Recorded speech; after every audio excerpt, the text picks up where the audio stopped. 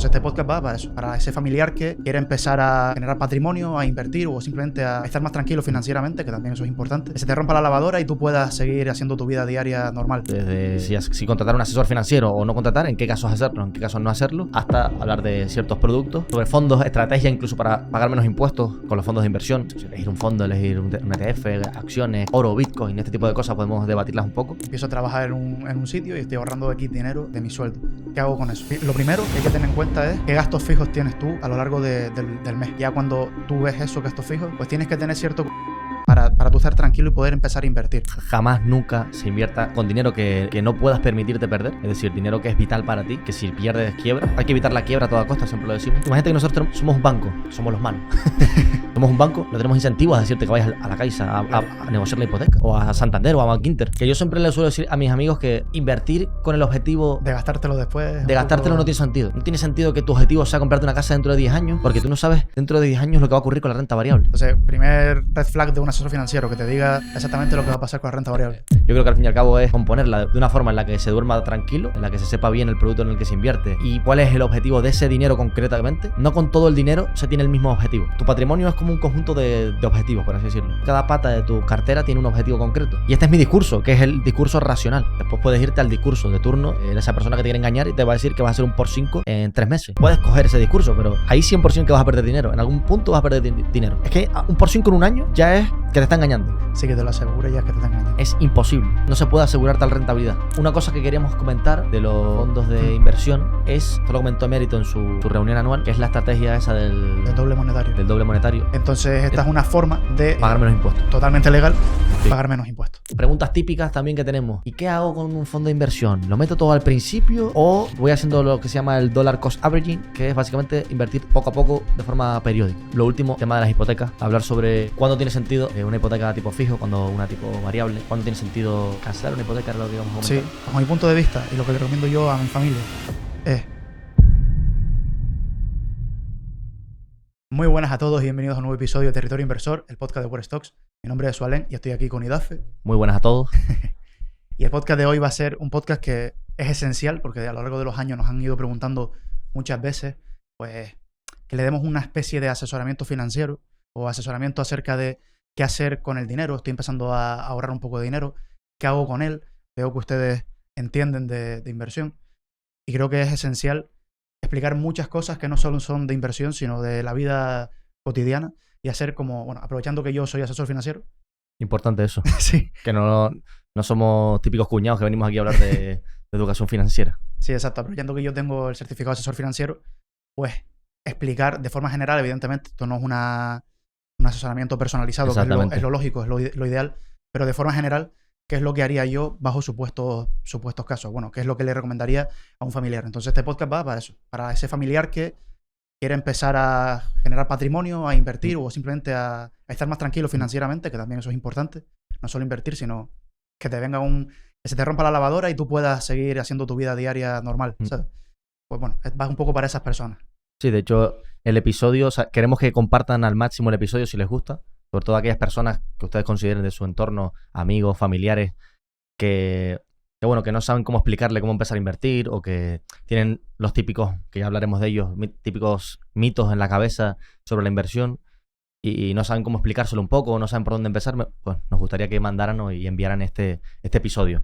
Que vamos a partir, o sea, va a ser una especie de episodio práctico, sí, en el que vamos a partir de las bases de que nosotros empezamos desde cero y queremos un poco organizarnos patrimonialmente, por así decirlo. Y vamos a partir desde el punto, desde qué hacer, si contratar un asesor financiero o no contratar, en qué casos hacerlo, en qué casos no hacerlo, hasta hablar de ciertos productos que nosotros usamos, los que no usamos y demás, trataremos, o que son más complejos o que realmente no son tan atractivos y por eso mismo no usamos, pues quizás traemos a un asesor financiero porque trabaja en banca privada o algo por el estilo para que nos lo explique mejor. Y en qué caso lo usan ellos y demás, porque, a ver, al fin y al cabo, hablar nosotros sobre algo que no usamos es un poco complejo, básicamente.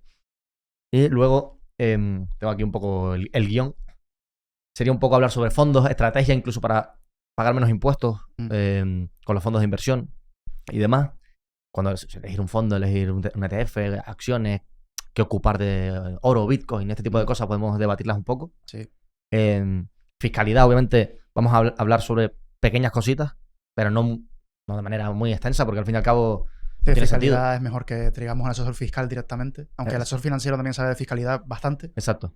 Hay un módulo, bueno, los módulos del EFA de fiscalidad son bastante duros, pero bueno, igualmente creo que tiene más sentido que traigamos a un tío que se especialice en fiscalidad. Tiene mucho sentido, porque yo recuerdo mi época de intern, de prácticas en Bank Inter, en banca privada, y obviamente todos mis compañeros sabían bastante sobre fiscalidad, pero cuando querías optimizar al máximo la fiscalidad de cualquier persona de banca privada, que son personas con bastante dinero, se traía un asesor un asesor fiscal que trabaja en Bank Inter para ver su situación y ver cómo podía maximizar, minimizar al máximo ese pago de impuestos. Ese robo. Exacto. ese atraco a mano armada. Atraco a mano armada, exactamente.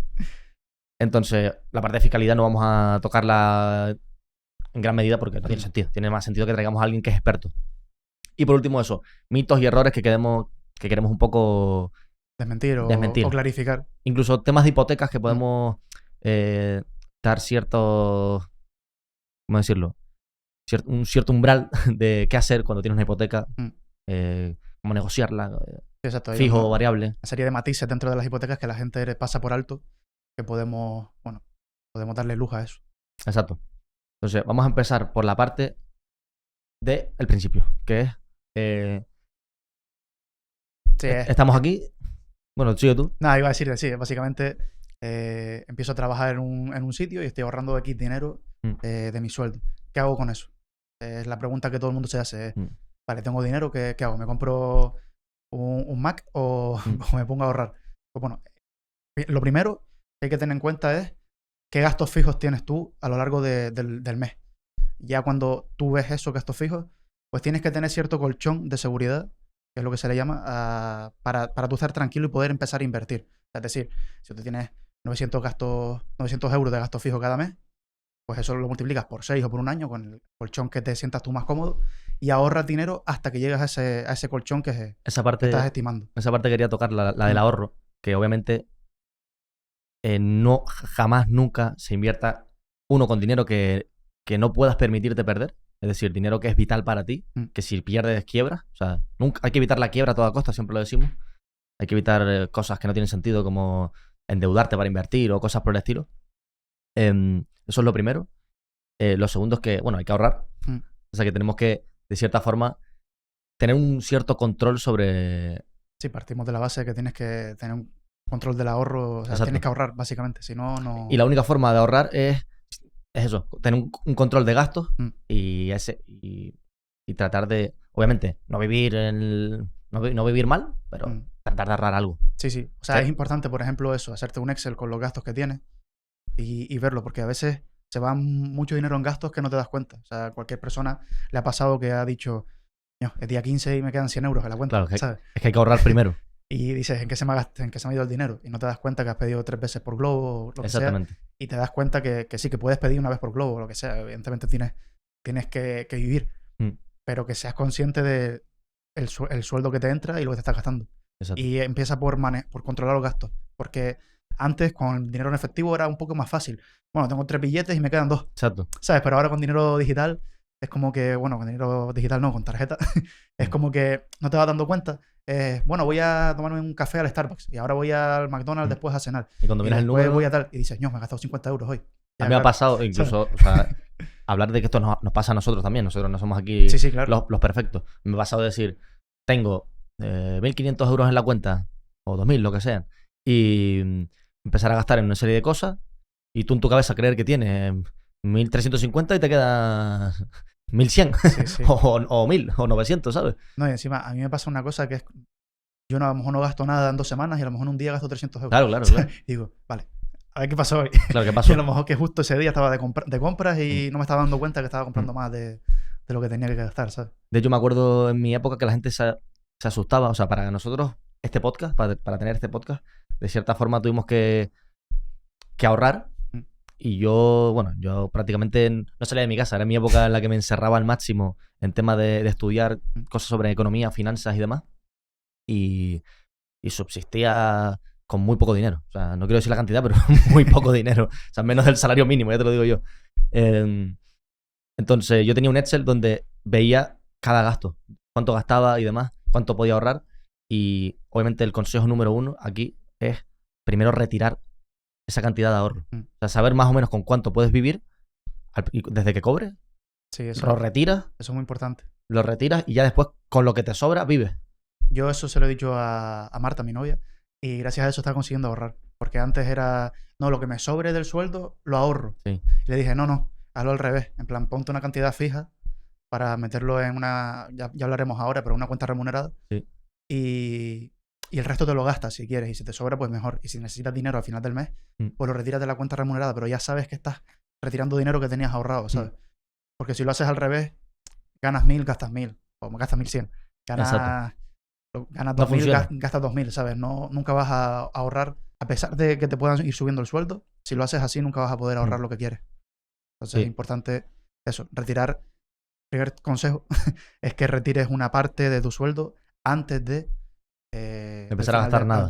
Sí, exacto. Empezar a gastar nada. Y para eso necesitas un Excel donde sepas exactamente lo que vas a gastar. Sí. O un Excel o una hoja una de hoja, folio igual, que te pongas aquí calcula en algún lado cuánto gastas, cuáles son tus gastos fijos de supervivencia, de comida, alquiler, hijos si tienes, lo que sea.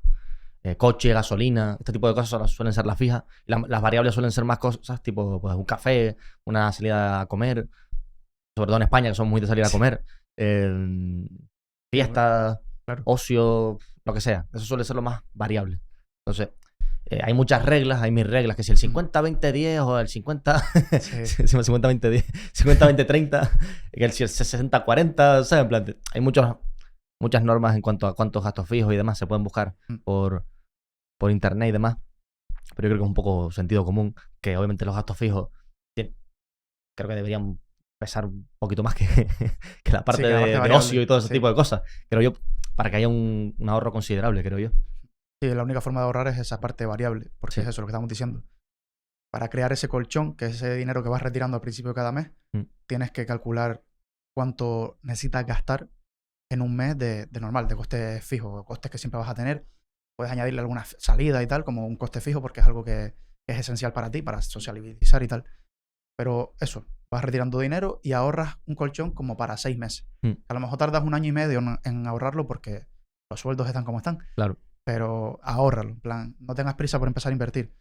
Empieza primero ahorrando ese colchón, que después, cuando ya lo tengas formado, vas a poder invertir esa parte del ahorro que estabas sacando cada mes. Eso sí, así lo vas a poder invertir y vas a estar más tranquilo de que si te despiden o o tienes una baja laboral que empiezas a cobrar menos a partir de cierto día. Pues bueno, pues ya sabes que tienes ahí ese colchón para estar tranquilo y no tienes que sacarlo de la parte que tienes invertida. Claro, es que eso es importante. O sea, no hay que cortar el interés compuesto, el interés compuesto nunca, porque es lo que tú estás comentando. Si no tuvieras ese colchón y de repente se te rompe la lavadora, como siempre suelo decir, o el coche, no sé. Sí, el coche que siempre se rompe. Siempre es el coche le pasa algo y tienes que cambiar una pieza que sale 1000 euros que viene de Alemania y te jodes todo. O sea, y vas a tener que sacar de tu fondo, de tus acciones, de oro, de Bitcoin, de los activos que tengas, y así nunca vas a poder hacer interés compuesto, que es lo que buscamos, que es capitalizar ese dinero con el paso del tiempo. Entonces es importante ese fondo de cobertura, de emergencia, sí. Fondo antiquiebra, vamos a llamarlo, fondo de la tranquilidad, en la cual, en la peor situación posible, porque siempre hay que ponerse en la peor situación posible, no quiebre, básicamente. Tengas un margen de tiempo. Esto como cuando analizamos empresas y vemos la caja que tiene la empresa. Y vemos la caja que tiene la empresa. Sí. Exacto. En plan, pues Meta tiene X de tal. Si pasa algo, que como le pasó con TikTok o Apple, pues tienen tiempo, margen de maniobra para tratar de buscar una solución. Pues esto es exactamente lo mismo. Sí, exacto. Entonces, ahora diremos lo que podríamos hacer con ese... Sí, con ese colchón. Con ese colchón, porque no... O sea, aquí es importante que siempre va a existir inflación mientras se sigue emitiendo dinero y aumente la oferta monetaria, pues va a existir inflación. Entonces, es importante que tampoco ese colchón pierda poder adquisitivo, porque si vas a tener ese sueldo o ese colchón parado en el banco durante 30 años, entre 30 años ese colchón ya no son tantos meses Imagínate que tienes un colchón que solo tienes la parte de la hipoteca, solo tu gasto es la hipoteca. Y la hipoteca el año que viene te sube 50 euros. Ah, ya no tienes un colchón de 6 meses. Ahora tienes que volver a meter dinero en el colchón, ¿no? Entonces sí, con ese colchón esto siempre de forma general, tienen que tener en cuenta que cada caso es un mundo. Y que la economía varía con el paso del tiempo. Exacto. Pero de forma general yo lo que suelo decir es eso, mételo en un fondo remunerado, en un fondo monetario, y ya está. O sea, ahí te van dando intereses. Por ejemplo, que yo siempre recomiendo a mis familiares es el de Revolut. ¿No está pagado esto? No está pagado. Aunque nos encantaría. Aunque nos encantaría, porque Revolut es el mejor banco para mí, con mucha diferencia. Y nada, lo meten en ese fondo monetario, esa cuenta remunerada, como quieras llamarle, a esa parte de Revolut, que no sé exactamente cómo lo llaman ellos, creo que es fondo monetario, ¿no? Sí, un fondo monetario. Sí. Y te paga interés diario en Revolut, que eso también es interesante. A nivel matemático, es más interesante que te paguen el tipo de interés diario que semanal, semestral o mensual. Entre más cerca esté, mucho mejor. Entonces, que lo metan en ese fondo monetario de Revolut y van ganando intereses diariamente por ese dinero que tienen ahí y van componiendo un poquito de capital. O sea, la idea de ese fondo monetario no es que ganes mucho dinero e inviertes con ese dinero, sino que se vaya ajustando ese colchón al ritmo de que crecen los precios de los costes de la vida. La inflación, básicamente. Sí, que probablemente no llegue a ser exactamente el coste de la inflación, pero ya le estás ganando algo. Más que dejándolo parado en el banco, en la cuenta del banco, que no te dan ningún tipo de interés. Y eso es algo que en España creo que no se hace tanto, porque hace unos años salió, cuando empezaron a subir los tipos de interés, salía que los bancos todavía no daban cuentas remuneradas o te mostraban fondos monetarios. Y Rayo publicó un vídeo, un artículo, donde decía que esto probablemente pasaba porque en España la gente no se mueve de un banco a otro. Sí. A diferencia de otros países, como era Alemania e Italia, que ya estaban dando unas cuentas remuneradas del 2%, 3%. Eso es mucho. Pero bueno, estaban dando en ese momento porque los tipos estaban muy altos. En España no, en España seguían dando unos tipos, si acaso del 0,2, 0,5. Y era porque la gente se piensa que abre una cuenta en un banco y ya no se puede ir de ese banco. No, en Alemania e Italia la gente iba al banco y decía, no, voy a cerrar esta cuenta del banco aquí porque me voy a ir a este banco. Había mucho más flujo de clientes entre bancos en esos países. Entonces eso es importante, entender que siempre hay opciones diferentes a las de tu banco probablemente y explórala. En plan, no te tienes que quedar solo con la que te dice el banco. Y esto también funciona para las hipotecas, que hablaremos después.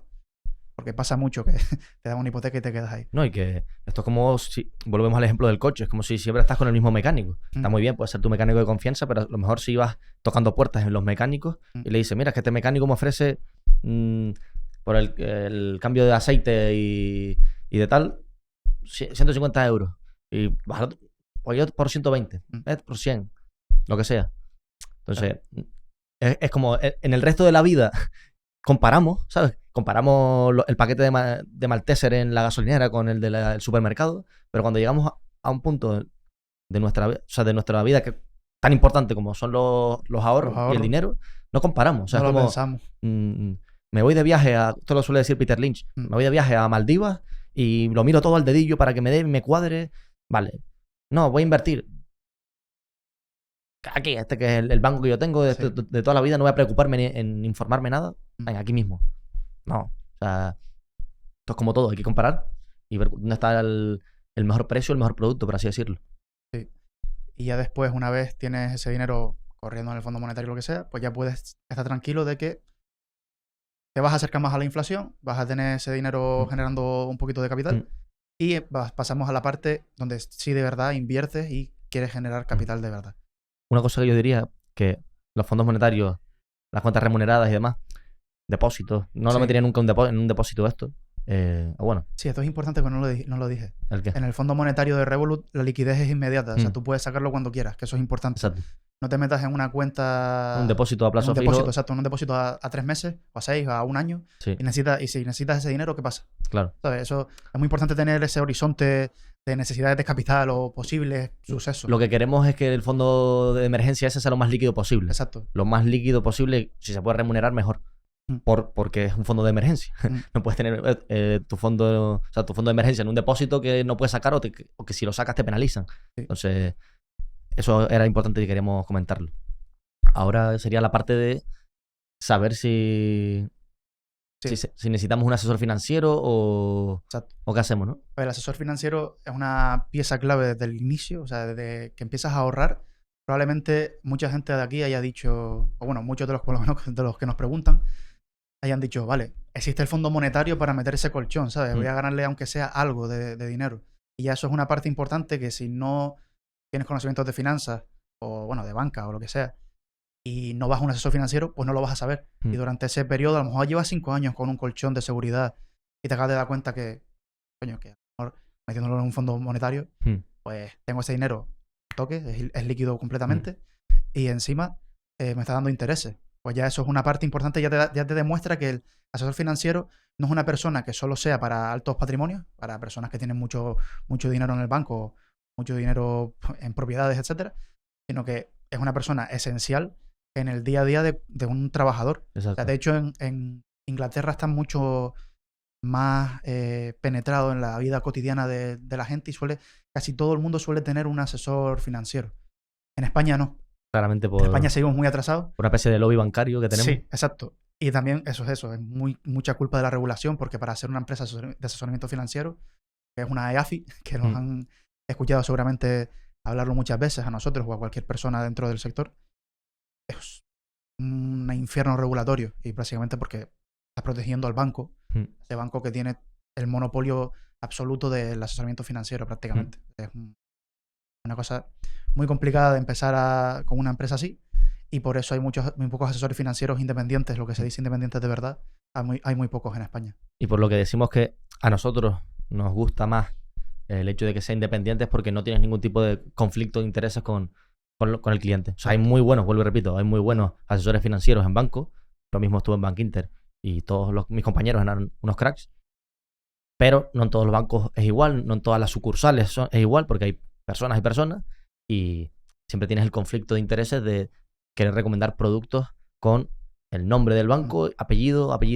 Sí, apellido 1, apellido 2. Yo antes de todo esto, ¿no? Empecé con Curestock, con el podcast y tal. Estaba trabajando en la sociedad fiscal. Y ahí, aunque era fiscal solo, tenía clientes que sí que estaban en banca privada, y en diferentes bancas privadas, ¿vale? Y había una de los bancos que le estaban todo el rato recomendando fondos de ese banco solo. Sí. ¿Sabes? A pesar del mal rendimiento que tenía ese fondo, etcétera. Y eso es precisamente por eso, porque ese asesor financiero de esa banca privada no era independiente. Estaba sujeto a que tenía que colocarle ese fondo. Sí, era una arquitectura cerrada. Claro, exacto. Tenías que colocarle ese fondo a los clientes. Entonces, esa persona se ha dado cuenta. Además, tenía diferentes bancos y esa persona terminó por sacar el dinero de ahí. Por suerte se dio cuenta, pero muchos otros no. Muchas otras personas, sobre todo personas mayores, que son las que más, son los tipo de cliente más habitual de asesores financieros y de banca privada. Claro. No se dan cuenta y siguen confiando en ese asesor que han tenido toda la vida. Y, coño, explora opciones, ¿sabes? No te quedes con lo que te dice solo ese asesor, porque esta persona tenía varias bancas privadas, estaba en varias bancas privadas, pero eso también le puede pasar a una persona individual, a un trabajador, que va al banco, te asesora a la persona del banco, ese típico director de sucursal que lo tiene todo el mundo director de sucursal, te puede asesorar, pero vete a un asesor independiente en la medida de lo posible, porque así por lo menos compruebas que lo que te está diciendo ese director de sucursal o ese asesor de banca, ¿cómo se llama? Comercial. Banca personal, sí. O algo así. No, sí, comercial o banca privada, si tienes mucho dinero. Exacto. Pues comprueba que lo que te está diciendo está bien, que tiene sentido, etcétera. Creo que es importante que entienda la gente que el asesor financiero no es solo para personas con patrimonio muy elevado, sino patrimonios normales. Trabajador mismo. Sí, claro. No hace falta que tengas mucho. Esto es muy importante. O sea, la gente cuando tiene, no sé, tiene que defenderse de algo ante la ley, pues contrata a un abogado, a un profesional en esa área específica. En la declaración de la renta se van al asesor fiscal. Exacto. Cuando van se le rompe el coche, van al mecánico. Y cuando van a coger una hipoteca, lo hacen a lo loco. Lo hacen ellos sin ningún tipo de idea. Exacto. Y por eso, obviamente, digo que el asesor independiente tiene sentido. Porque cuando tú vas a un banco, o sea, y tu asesor es el del banco, pues obviamente hay lo que siempre hablamos de las empresas cuando invertimos en ellas. O sea, hay un tema de incentivos que no te deja ser lo más coherente posible, lo más... Sí, no puedes serlo... Tú no puedes decir, no, mira que en la Caixa está vamos a negociarlo con la Caixa y yo soy del banco X otro. Sí. Vamos a decir, que no quiero decir nombres porque, porque no me da igual el nombre, sí. ¿sabes? Pero banco Worstox. Sí, sí. Nosotros somos, imagínate que nosotros somos un banco, para ponernos en que somos los malos. Somos un banco, pues obviamente no tenemos incentivos a decirte que vayas a la Caixa a negociar la hipoteca, o a Santander o a Bankinter. Yo voy a ti, quiero pedirte una hipoteca, tú me vas a la hipoteca y si yo no te traigo una contraoferta o lo que sea, pues no te voy a decir, mira, vete allí, que a lo mejor consigues una mejor hipoteca. Exacto. ¿Sabes? Por muy amigo que sea tuyo, no, llevas 15 años trabajando conmigo de asesor. Exacto. Sí, pero es una cuestión de incentivo. Pero es que es mi empresa. Es incentivo. Es mi trabajo. Si tú no me traes otra cosa, pues no te voy a estar negociando. Porque además, bueno, nos estamos saltando partes, pero además el banco de primera te suelta la hipoteca a la alza para que tú, si vienes para negociarle con ellos, lleguen al tipo de interés que le interesa. O sea, esto así siempre es la vida. Tú vas a negociar un salario, que también se hace muy poco en España porque lamentablemente no hay pleno empleo, pero tú vas a negociar un salario y tú no vas a ir a decirle al tío, no, dame 1.300, que es lo que yo quiero cobrar. No, tú le vas a decir, yo por menos de 1.600 no trabajo aquí. ¿Sabes?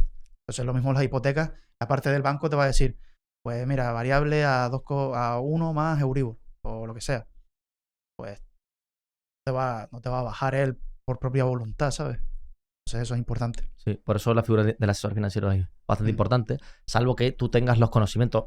O sea, esto es complicado porque saber cuándo tienes los conocimientos adecuados para ir tú solo por la vida es complicado. Hay gente que se sobrevalora, sí. Incluso otros se infravaloran. Pero normalmente, bueno, se suele saber un poco. Sí, de hecho, cuando tienes un poco de idea. Yo siempre lo digo y es que cuando, aun teniendo certificado de asesor financiero, hay muchas cosas que te faltan por aprender para poder asesorar bien financieramente. Por ejemplo, en tema de inversiones, fondo de inversión y tal, temario escasea un poco. O sea, quiero decir, en fondo de inversión te dicen partido de Sharpe, el trainer, no sé qué tal. Sí. La covarianza, o sea, te dicen un montón de cosas para tú poder cuantificar un poco los rendimientos de los fondos. Pero cuando se trata de empresas en concreto, por ejemplo, te dicen lo que es el PER y ya está. ¿Sabes? No te dicen de hacer un DCF. Análisis cualitativo. Análisis cualitativo. O, ¿sabes? No te enseñan a valorar empresas. Entonces eso es importante. Que también es importante eso. Tu asesor financiero tienes que tener claro que sepa de... Si estás preguntando por algo de empresa, sepa de empresa. Porque muchos no saben. Muchos casi toda su vida han estado con fondos y... Eso es lo más complicado. A ver, eso es lo más complicado en cualquier profesión, porque tú, el mecánico, te puede estar diciendo que la bujía está mal y no sé qué. Y él es un máquina cambiando ruedas. Y a lo mejor no tiene ni idea, ¿sabes? Claro. Lo que te está diciendo no es verdad. Nos ha pasado 1000 veces. Lo que pasa es que un asesor financiero es como que no pasa nada si el coche se te rompe, en el sentido de, bueno, pues voy a otro mecánico y tal, pero si pierdes dinero, duele mucho más que si el coche no termina de estar bien del todo. Sí, por eso digo que es difícil encontrar ese punto en el que tú sepas que ya tienes los conocimientos necesarios. Pero bueno, para ese tipo de cosas, rollo hipoteca, fondo de inversión, fondo de inversión por lo menos te pueden ayudar a decirte las comisiones. Yo creo que el asesoramiento, o sea, el asesor financiero debe existir, o sea, tiene sentido que siempre lo trates de buscar, salvo que tenga altos conocimientos, pero siempre la persona debe mínimamente de informarse. O sea, todo depende del tiempo, al fin y al cabo. O sea, si tú tienes mucho tiempo, puedes dedicarle, obviamente, más tiempo a esta parte de informarte, de aprender, de dedicarle tu tiempo a buscar fondos de inversión, a buscar las mejores acciones, el mejor ETF que replica al oro, cualquier cosa de este estilo, ¿no? Pero si no tienes poco tiempo, pues sí, es lo mismo, no vas a poder hacerlo. Es lo mismo por lo que tú no cambias los frenos del coche. Exactamente. Puedes hacerlo. En la mayoría de los coches puedes hacerlo. Por eso la especialización tiene sentido. Claro. Entonces, es eso. La figura del asesor financiero siempre es importante, pero cuanto menos tiempo tengas, más importante es. Pero eso no te quita a que tú, por tu cuenta, investigas un poco. Aprendas un poco de lo mínimo y lo más básico. O sea, que lo mínimo y lo más básico yo creo que es esto que estamos aquí contando. Sí. Sobre cómo funcionan los fondos, los ETFs y bueno, diferentes productos que hay y demás. Exacto. Entonces, creo que esta parte del asesor financiero... se entiende la importancia que tiene y lo que tienes que... Sí. Entonces ya tenemos ahorro, tenemos asesor financiero o no tenemos asesor financiero, dependiendo. Pero tenemos esa persona un poco que nos va a... Vamos a hacer nosotros ahora de asesor financiero. Y ahora lo siguiente más importante, una vez tenemos ese control de gastos, colchón de emergencia y ya estamos dispuestos a ahorrar entre un 10 y un 20% de nuestro salario. Se suele decir eso, pero bueno, sí, es lo que más sentido tiene, porque al fin y al cabo si vas a ahorrar 10 euros, pues no va a cambiar mucho la película, por mucho que inviertas a 60 años, 65, 45, lo que sea. Entonces, se suele decir que el ahorro entre el 10 y 20%, si es más, pues bien. Sí, si es más mejor, si no, pues... Sin que tampoco te veas aquí que no disfrutes de la vida. Pero tenemos ya eso. Ahora lo siguiente, a pensar, bajo mi punto de vista, no sé qué me dirás tú, es el horizonte temporal. Exacto. Que va relacionado con cuál es nuestro objetivo. O sea, qué queremos hacer con ese dinero. O sea, uno, qué edad tenemos, porque también es importante la edad que se tiene. No es lo mismo alguien de 60 años que alguien que tiene 25, como nosotros. No es lo mismo. Entonces, el horizonte temporal importa mucho y para lo que se quiere, el dinero importa mucho. Porque no todo tu dinero tiene que estar invertido en lo mismo. Puede haber una parte en renta variable, puede haber una parte en renta fija, una parte en monetarios, una parte en oro, una parte en Bitcoin, imagínate. Todo depende del horizonte temporal. Sí, exacto. O sea, tú cuando inviertes, al final lo que tienes que pensar cuando quieres invertir es hasta dónde quiero llegar con esto, o sea, a partir de qué momento yo quiero retirar todo el dinero que invertí. Y si tienes 25 años y piensas en la jubilación, pues está, de puta madre. O sea, eres el perfil perfecto para que vayas, dependiendo del nivel de riesgo que quieras asumir, a renta variable, ¿no?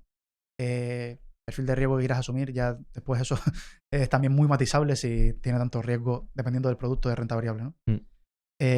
Tienes 45 años y también quieres para la jubilación. Bueno, pues a lo mejor una parte tiene más sentido que la vayas metiendo en renta fija y otra parte en renta variable. Siempre que tenga sentido, claro. Siempre que tenga sentido. En 45 años, esto es de forma muy general. Después cada persona es un mundo y yo con 45 años, yo personalmente voy a seguir invirtiendo en renta variable. Sí. ¿Vale?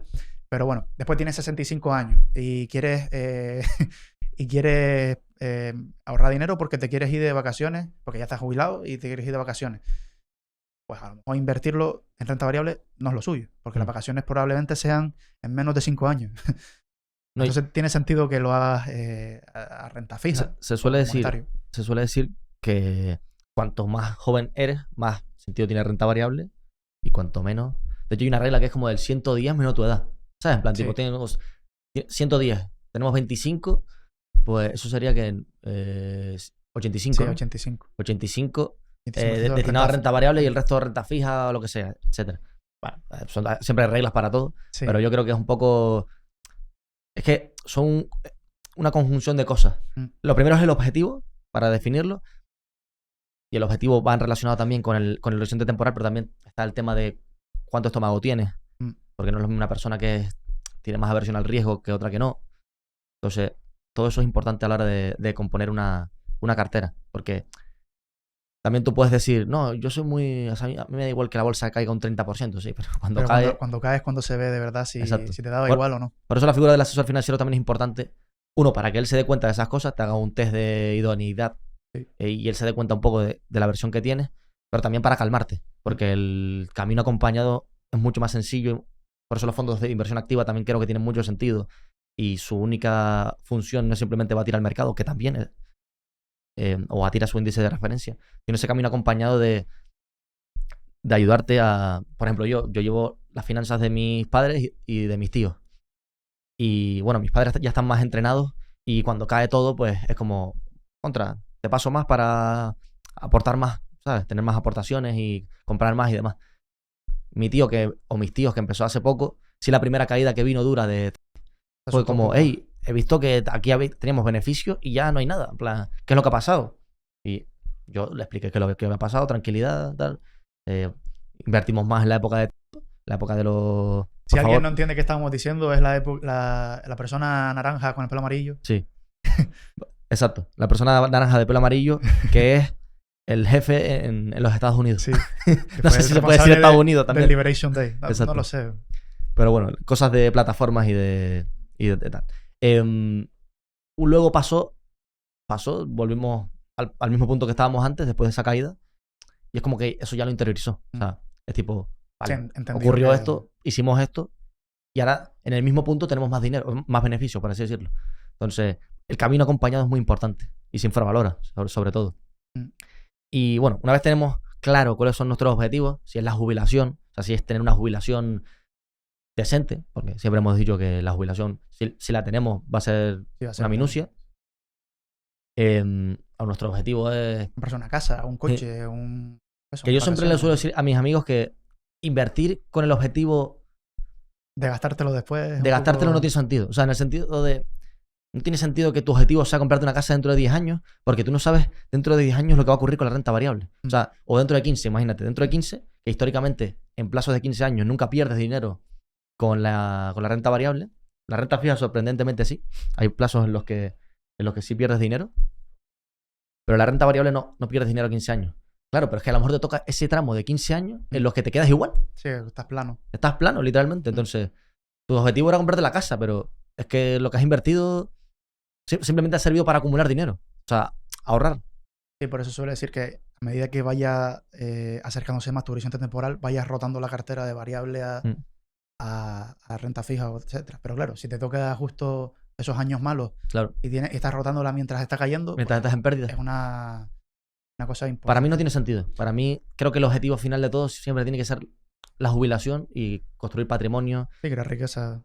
Enriquecerte a ti y a tu familia. Evidentemente te lo vas a gastar en un futuro, ¿sabes? Pero que no tengas el objetivo de gastártelo en un bien que no después, no sé, eso, un coche, invertir para comprártelo un coche. Es que a mí me ha pasado con amigos. Es que es mejor que ahorres, ¿sabes? Es que no te dicen, no, es que en 5 años me quiero comprar una casa o darle a entrar a una casa o comprarme un coche y yo en plan... Pero es que no sabes lo que va a ser la renta variable. O sea, la única forma de construir patrimonio componiendo capital es la renta variable. Pero es que no sabes lo que va a pasar. Es que no lo sé. Sí. Y la gente dirá, pero qué mal asesor financiero. Es que no sabes lo que va a pasar. Es que es así, en plan, renta variable. Nadie lo sabe. Entonces, primer red flag de un asesor financiero, que te diga exactamente lo que va a pasar con la renta variable. Sí, exactamente. Y de hecho el otro día quedé con amigos y demás y le estaba explicando todo esto. Y dice, pero es que si puedo perder dinero, en plan, ¿cómo voy a invertir? Y en plan, sí, es que a largo plazo no pierdes dinero, pero yo no sé en un año qué va a pasar. ¿Sabes? En plan... O en el año de esos 15, en el 14. Exacto. Yo no sé lo que va a pasar. Entonces, por eso la idea de cuanto más... O sea, la historia nos dice que cuanto más inviertas a mayor horizonte temporal, menos probabilidad de perder dinero y más de ganar y de componer. Y pones las probabilidades de tu parte. Invirtiendo a largo plazo de esa forma. Correcto. De hecho, aquí lo importante es nadie te va a dar una buena rentabilidad sin ningún riesgo asumido. En plan, si quieres tener un 8% anual o 10% anual, que es lo que te da el mercado, pues vas a tener que tomar un mayor riesgo, que es la renta variable, ese riesgo, el no saber qué van a hacer las empresas en las que inviertes. Claro. Entonces, importante eso. El objetivo, que para mí siempre tiene que ser la jubilación o construir patrimonio a largo plazo simplemente, y no ningún objetivo monetario de un coche o lo que sea. Y luego, si ya acumulas gran patrimonio y quieres tener unas rentas de eso, siempre se puede tener un fondo de distribución en la que te dan dividendos, o empresas en las que inviertes que dan dividendos, o productos que hay, que ahora iremos aquí que hay más productos que te pueden dar una serie de ingresos pasivos, por así decirlo, cuando ya acumulas gran capital. Cuando acumulas poco capital no tiene mucho sentido. Pero bueno, ya tendríamos el horizonte temporal, tendríamos el ahorro, tendríamos ese asesor financiero, tenemos el objetivo y un poco qué es lo que queremos hacer con nuestro dinero. Y ahora tocaría hablar de en qué invertimos. Básicamente tenemos ese ahorro del 10-20% que habíamos comentado. Ahora, ¿qué hacemos? ¿Qué invertimos? ¿Qué productos tenemos? ¿Y cómo componemos la cartera? Porque esto ya es más complejo. Hay muchísimos libros, como comentamos antes, que te dicen que si el 20% en oro, el 30% en no sé qué, la cartera permanente. Sí. Hay mil formas. Yo creo que al fin y al cabo es componerla de una forma en la que se duerma tranquilo, en la que se sepa bien el producto en el que se invierte y cuál es el objetivo de ese dinero concretamente. Y ahora matizaré muy bien esto, cuál es el objetivo del dinero, porque no con todo el dinero se tiene el mismo objetivo. ¿Y por qué digo esto? Porque tenemos esos productos de renta variable, esos productos de renta fija, los fondos monetarios, el oro, el Bitcoin, plata, lo que sea, ¿no? Pero todo depende del objetivo que tenga ese dinero concreto. Por ejemplo, en el caso de mi familia, ¿no?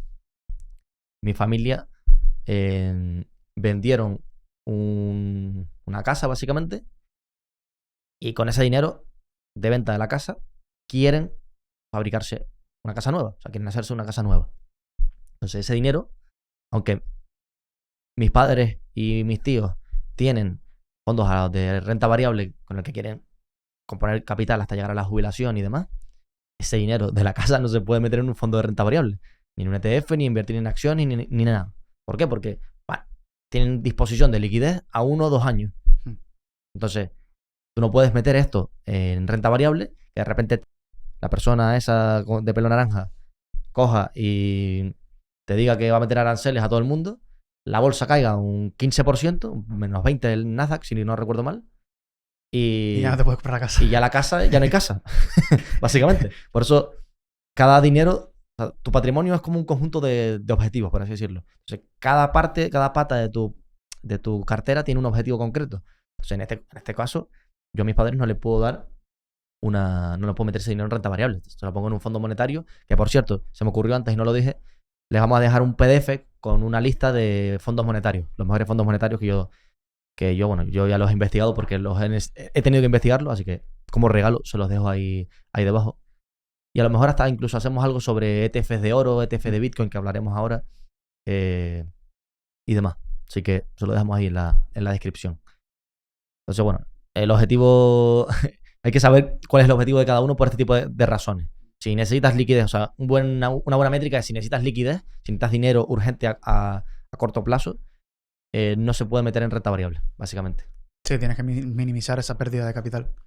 Y la renta variable, pues, tiene ese componente que puedes perder dinero de un día para otro porque necesites el dinero justo cuando dicen que los aranceles van a ser un 200%. Exacto. De hecho, dejamos aquí una gráfica en la que se explica como un poco esa variabilidad de los retornos históricos por temporalidad. Es decir, en un año, me acuerdo que era, por lo mismo podías ganar un 60 y pico por ciento como que podías perder un menos 30 y pico.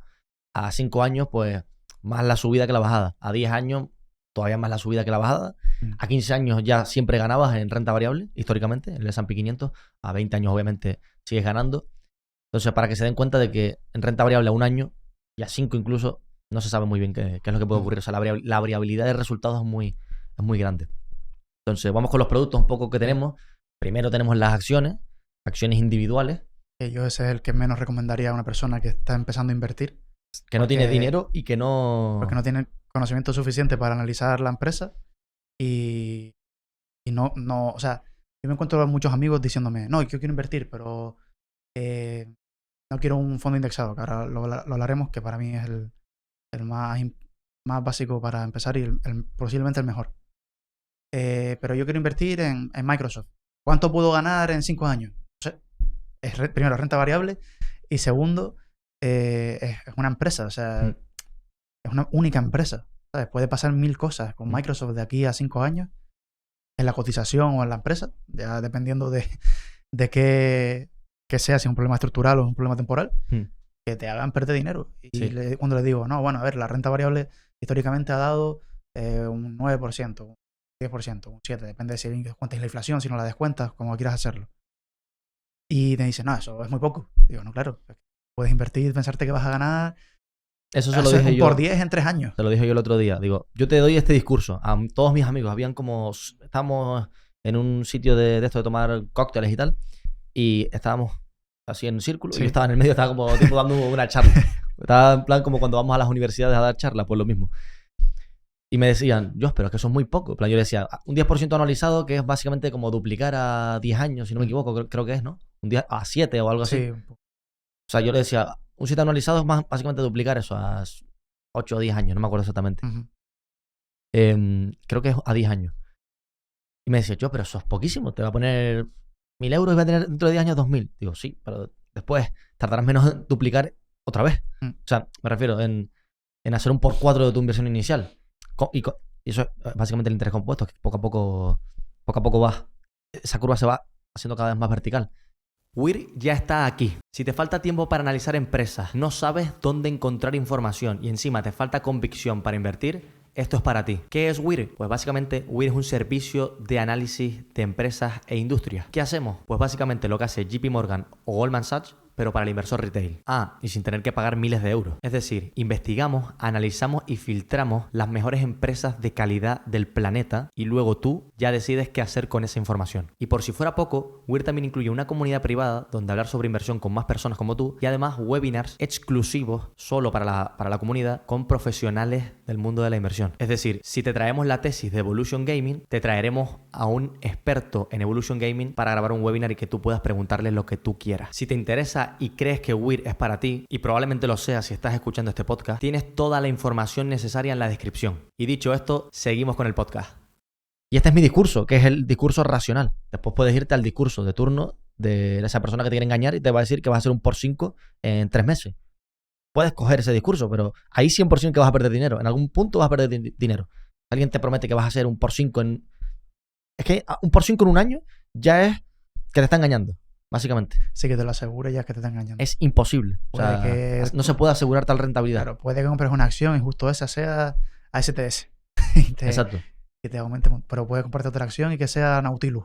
E igualmente, aunque cojan ASTS y te digan esto se va a multiplicar por 10 o por 5 en un año porque va a darse este catalizador, no te fíes de ese tío. O nosotros. Claro. Nosotros incluso cuando hablamos de que Tesla va a ser la empresa más valiosa del mundo, lo hacemos diciendo, o sea, no le damos una temporalidad de cuándo va a serlo. Porque no sabemos ni cuándo va a llegar el robotaxi, ni cuándo va a llegar Optimus, ni nada de lo que queremos que va a ser, que vaya a ser la empresa más valiosa del mundo. No te puede dar una temporalidad de rentabilidad, es imposible. Entonces, eso, o sea, esto también sirve como modo de discurso, de saber cuál es el discurso coherente y que tiene sentido común y que es el que dice toda la gente que tiene, bueno, que sabe de lo que habla, y después está el que te quiere vender la moto y te quiere engañar y que te dice que vas a hacer un por 5 en un año, en 5 meses, en 2. Eso no sirve, no funciona. Y no es sostenible en el tiempo igualmente, y vas a ganar menos dinero a largo plazo que invirtiéndolo en eso, en renta, o sea, en el S&P 500 a 45 años.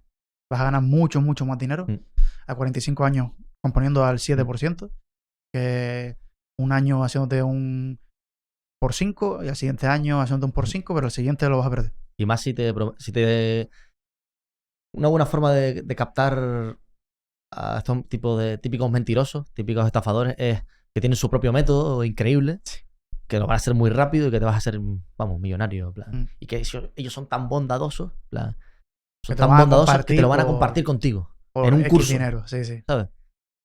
Nosotros damos formación, pero damos formación sobre contabilidad y valoración, ¿sabes? No hay ningún método. Sí, no. Es valorar empresa. No hacemos nada especial de, no, haz esta fórmula concreta que me inventé yo. Exacto. Y vas a ganar siempre dinero. Por favor. No. Entonces, mira, te enseño cómo se valoran las empresas y a partir de ahí, pues, estás haciendo tus propios análisis. Exacto. Entonces, bueno, eso. Simplemente matizar esto porque se suele querer buscar por la inmediatez, por el descuento hiperbólico. El ser humano es así. Llamar, en plan, la gente prefiere las cosas inmediatas a cosas que se tienen que posponer en el tiempo. Entonces, y como somos muy malos calculando el interés compuesto, pues no nos hacemos la idea de lo que es 45 años de capital componiendo. Entonces, las acciones, eso, limitado a personas que sepan analizar empresas, que analizar empresas bien conllevan 50 horas, mínimo.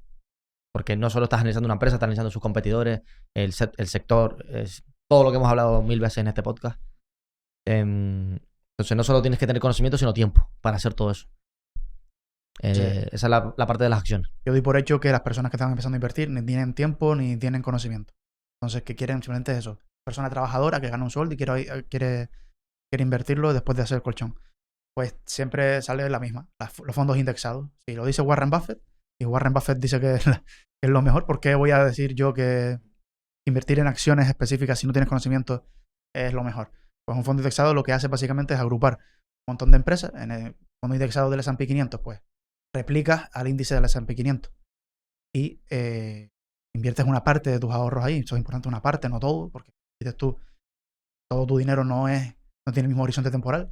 Puedes tener una parte de tus ahorros que va para una entrada de una casa y la otra parte de tus ahorros para la jubilación. Entonces, eso es diferente.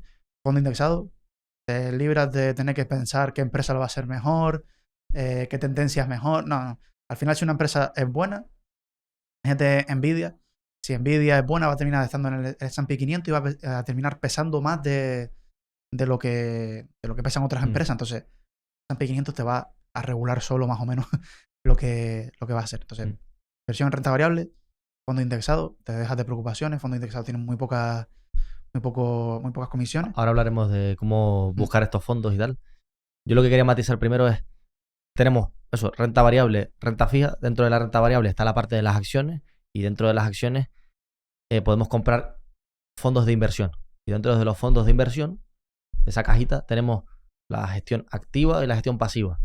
La gestión pasiva es lo que tú estás comentando, que son fondos indexados a algún tipo de índice, al mercado estadounidense, que es el S&P 500, sí, al MSCI World, que ya es el mundo entero, pero también tiene mucho peso estadounidense. Creo que el 60-70% sigue siendo Estados Unidos. También puede ser a mercados emergentes, puede ser a indexarte incluso con alguna temática de robótica, de IA, de todo ese tipo de cosas. De agua. De agua, sí, es que existen hay de todo. 1000 fondos indexados. Y luego está esa parte que es los fondos de inversión activa, que es su objetivo principal, se suele decir que es batir a su índice de referencia. Importante lo del índice de referencia porque suelen coger un fondo de inversión de small caps europeo pequeño, por ejemplo Valentum, y compararlo con el S&P 500. No, es que mira lo que ha hecho. Digo, sí, pero es que no están invertidos en los mismos activos. En plan, estás comparando, o sea, es como si estás diciendo que Usain Bolt hizo los 100 metros más rápidos que un tío que está haciendo una maratón. Pues obviamente no están haciendo lo mismo. Claro, claro. O alguien que hizo el 400. Pues obviamente al principio no tiene más fuerte. O sea, son dinámicas diferentes. Es a lo que me quiero referir. En plan, estás invirtiendo en cosas totalmente diferentes. Y la gente puede decir, ¿pero por qué invierten en Europa cuando puedes invertir en Estados Unidos? ¿O por qué invierten en Asia? Porque seguramente tengan una variable, una ventaja competitiva en ese sector, en ese entorno, que en el mundo entero. A lo mejor hay una persona que en sector de fondo y entiende muy bien empresas pequeñas europeas. La entiende muy, muy bien, sabe cómo encontrar información sobre ellas, sabe cómo tal. ¿Por qué se va a ir entonces a las del S&P 500? Porque a lo mejor están encontrando valor ahí. Claro. Además de eso, que seguramente tenga ese hedge de, mira, a mí lo que se me da bien es esto. O sea, no, el círculo de competencia que tiene. No sé por qué me voy a ir al S&P 500 cuando voy a ser uno más. Porque no tengo esa ventaja competitiva sobre otros gestores. Exactamente. Después, esos gestores, es lo que decíamos antes, la parte del acompañamiento de esos fondos de inversión activa, cuando tú conoces al gestor, cuando sabes que hay un gestor con nombre y apellido, es muy importante porque te tranquiliza mucho. Probablemente aquí casi todos conozcan a Emérito y casi todos habrán visto que a Emérito hablando por Twitter o lo que sea, cuando cae Tesla o cuando cae el fondo, te tranquiliza que te diga, mira, pues esto es algo normal, va a pasar, esto es X, esto es Y. Esto importa mucho porque si tú no tuvieses a ese gestor que conoces y puedes hablar con él o por lo menos sabes lo que está pensando, cae un 30% del fondo y tú vendes. Y después el fondo se recupera. Es lo de los partícipes de Peter Lynch, ¿no? Sí, que no es lo mismo. No es lo mismo la rentabilidad del fondo que la rentabilidad del partícipe. Y bueno, el ejemplo de Peter Lynch, es claro que si quieres puedes explicarlo. Y el ejemplo de Peter Lynch es que él tuvo un fondo de inversión y creo que fueron, ¿cuántos años era? 15. 15 años. Durante 15 años el fondo hizo una rentabilidad muy positiva. Del 30 anualizado. Compuso al 30 anualizado, pero la mayoría de inversores perdieron dinero. La mayoría de partícipes perdieron dinero. ¿Por qué? Porque en las situaciones malas vendían, las situaciones que estaba subiendo, pues compraban. Y esto no significa que tengas que comprar cuando caiga y vender cuando suba. No siempre es así. A lo que voy es que tienes que entender bien lo que está pasando y comprender si es eso. Como vimos en las empresas es un problema temporal, un problema permanente, pues en los fondos de inversión el mercado está cayendo por X cosa que se va a recuperar o no. Ahí está el gestor de fondos para ayudarte a entenderlo. Sí, a ver, ahora hablaremos de cómo es la mejor forma de invertir en fondos de inversión y tal, pero es eso. También dejaremos aquí otra gráfica que básicamente te dice que el inversor promedio, el inversor medio suele hacerlo peor que los activos. Que los rates, que el S&P 500, que la cartera 60-40, que la cartera 40-60, que todas estas, pues de hecho es que lo vi ayer esta gráfica. Y es simplemente por un mal comportamiento. Por pues comprar cuando todo sube y vender cuando baja, que es hacer lo contrario a lo que hay que hacer. Entonces, por eso es importante el acompañamiento y por eso es importante que alguien te diga que a pesar de que las cosas caigan, su cartera está más barata que nunca y ellos están comprando más que nunca. Y también porque si, es lo que te digo, en un fondo de inversión sí, no hay nada peor para un gestor que tu fondo caiga y tengas que retirar, o sea, tengas que vender cuando todo cae y todo está más barato. Porque tus partícipes retiran dinero. Entonces esto es un trabajo de equipo, por así decirlo. O sea, batir el mercado no es simplemente que el gestor haga su trabajo, sino que también los partícipes acompañen en esos momentos. Y por eso otro consejo general es invierte en fondos de inversión en los que tú puedas conocer al gestor, saber los incentivos, cómo piensa, etcétera, porque es eso, ese acompañamiento es muy importante. Y si inviertes en el fondo Vancouver Stocks Long Europa, sí, y no sabes quién es el gestor, porque el gestor es un tío que tiene una nómina y ya está. No sabes si te ha invertido su patrimonio en el fondo o no. No puedes preguntarle nada, tampoco sabes cómo piensa, cómo va a actuar en los momentos de caída, etcétera. No es predecible. No es predecible, pues no inviertas. No. Ahí, ¿sabes? O sea, no te recomiendo que inviertes en fondos institucionales que no conozcas a nadie. Yo no lo haría. En plan, es que no. A mí me cuesta mucho delegar eso, el dinero mío y de mis padres en alguien que no conozco, básicamente. Que no sé cómo. Aquí hay mucha gente que invierte en empresas, seguramente viendo el podcast, y se fijan en el management. Pues es lo mismo en un fondo de inversión. Se tienen que fijar en ese management, en ese gestor, asesor del fondo, que te dice, que te acompaña, que entiendes cómo funciona, que entiendes qué va a ser en los momentos en los que parece estar todo cayendo, parece estar todo más caro, más barato, etcétera. Y bueno, básicamente eso. La parte de cómo seleccionar fondos de inversión, bueno, los de gestión activa. Bueno, sí, vamos a ir con los de gestión activa, que es primero, eso, importante, conocer el gestor, conocer en qué invierte, cuál es su filosofía, entender bien el producto, etcétera. Obviamente en la parte de gestión pasiva no hay gestor, simplemente un ordenador o un algoritmo que empiezan a comprar en base al peso relativo en esos índices y tal. Pero también es importante entender la temática en que se invierte y demás. O sea, por mucho que inviertas también, esto siempre lo solemos decir, aunque inviertas en temáticas sectoriales, ten una tesis, porque aunque yo no voy a invertir en biotecnología porque subo, siempre lo explico así. Yo tengo que saber por qué la biotecnología va a subir a futuro, porque es un sector con tendencia, porque qué es lo que va a hacer, tener una mini tesis sobre eso. Sí, siempre ponemos el mismo ejemplo. Imagínate que inviertes en el sector de los radiocassettes, pero que estaban en auge en los 90 o lo que sea. Tú sabes que eso va a seguir estando en auge y bien tecnológicamente en el futuro.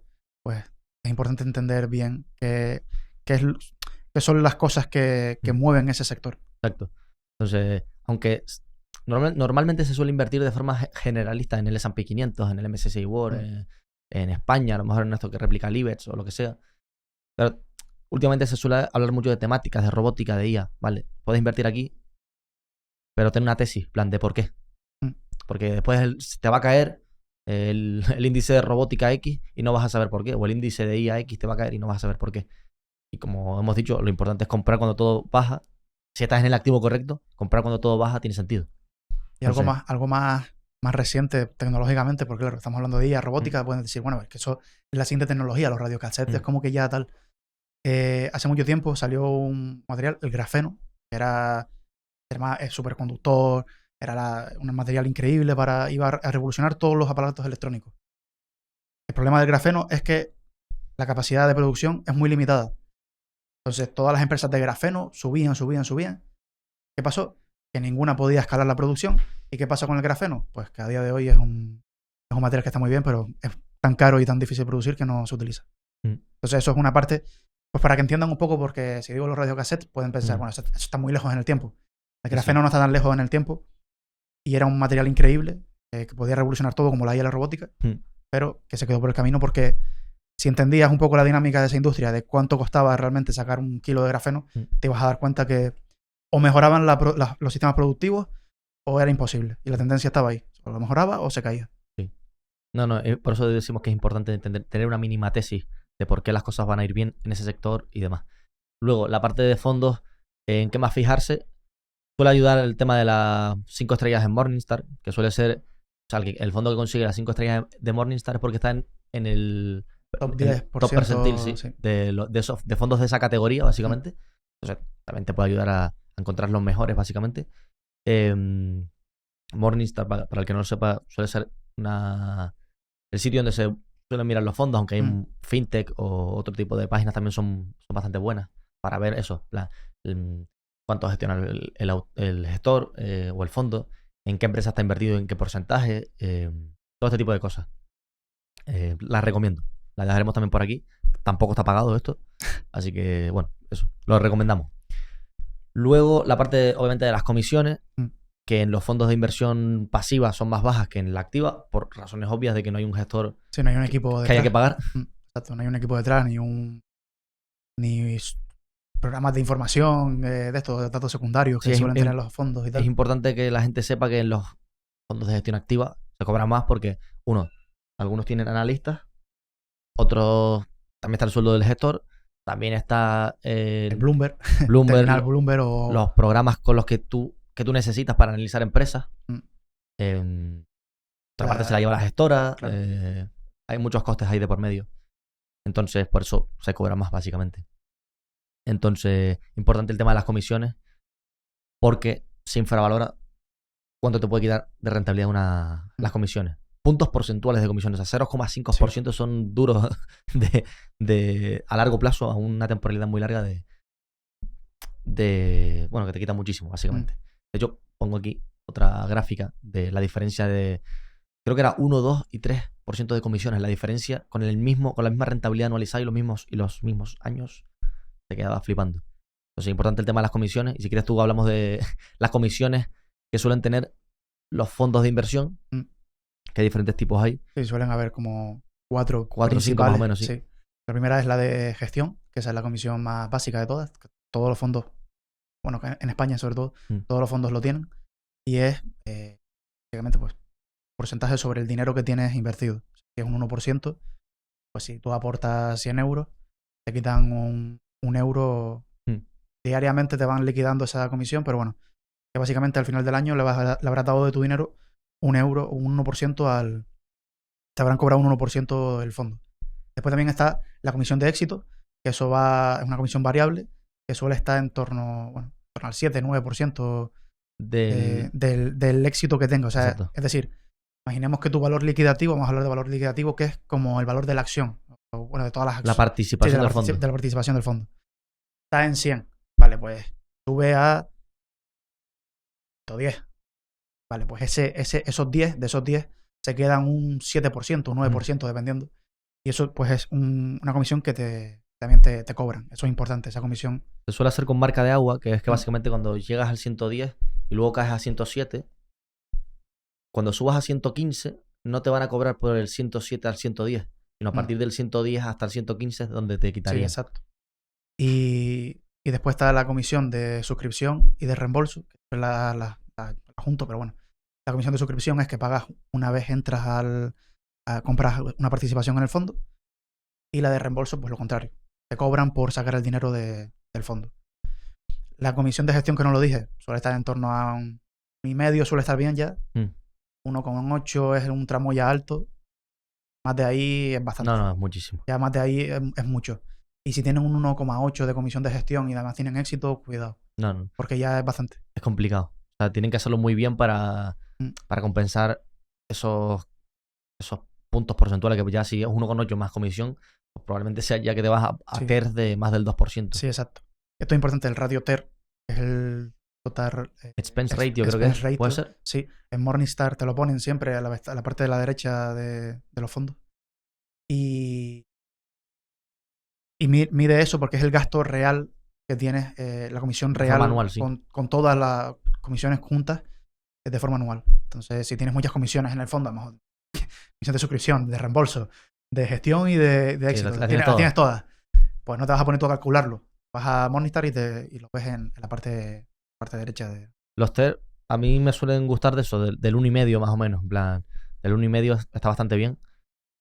Y como máximo 1,8. O sea, a mí personalmente lo que me suele gustar es la comisión de gestión.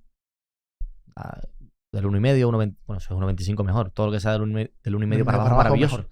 Porque es rentabilidad que te la quedas tú y no se va al gestor. Pero me suele gustar la comisión de gestión sin suscripción y sin reembolso, porque debería yo poder hacer con mi dinero lo que sea. Por mucho que te digan, no, es que me jodes la estrategia porque vamos a largo plazo y demás. Pues para mí, mi opinión es que el gestor debería de educar al partícipe para que no se vaya. O incentivarlo de otro tipo de forma, básicamente. No diciéndole penalizarlo si te vas o entrando. Entrando incluso. Sí.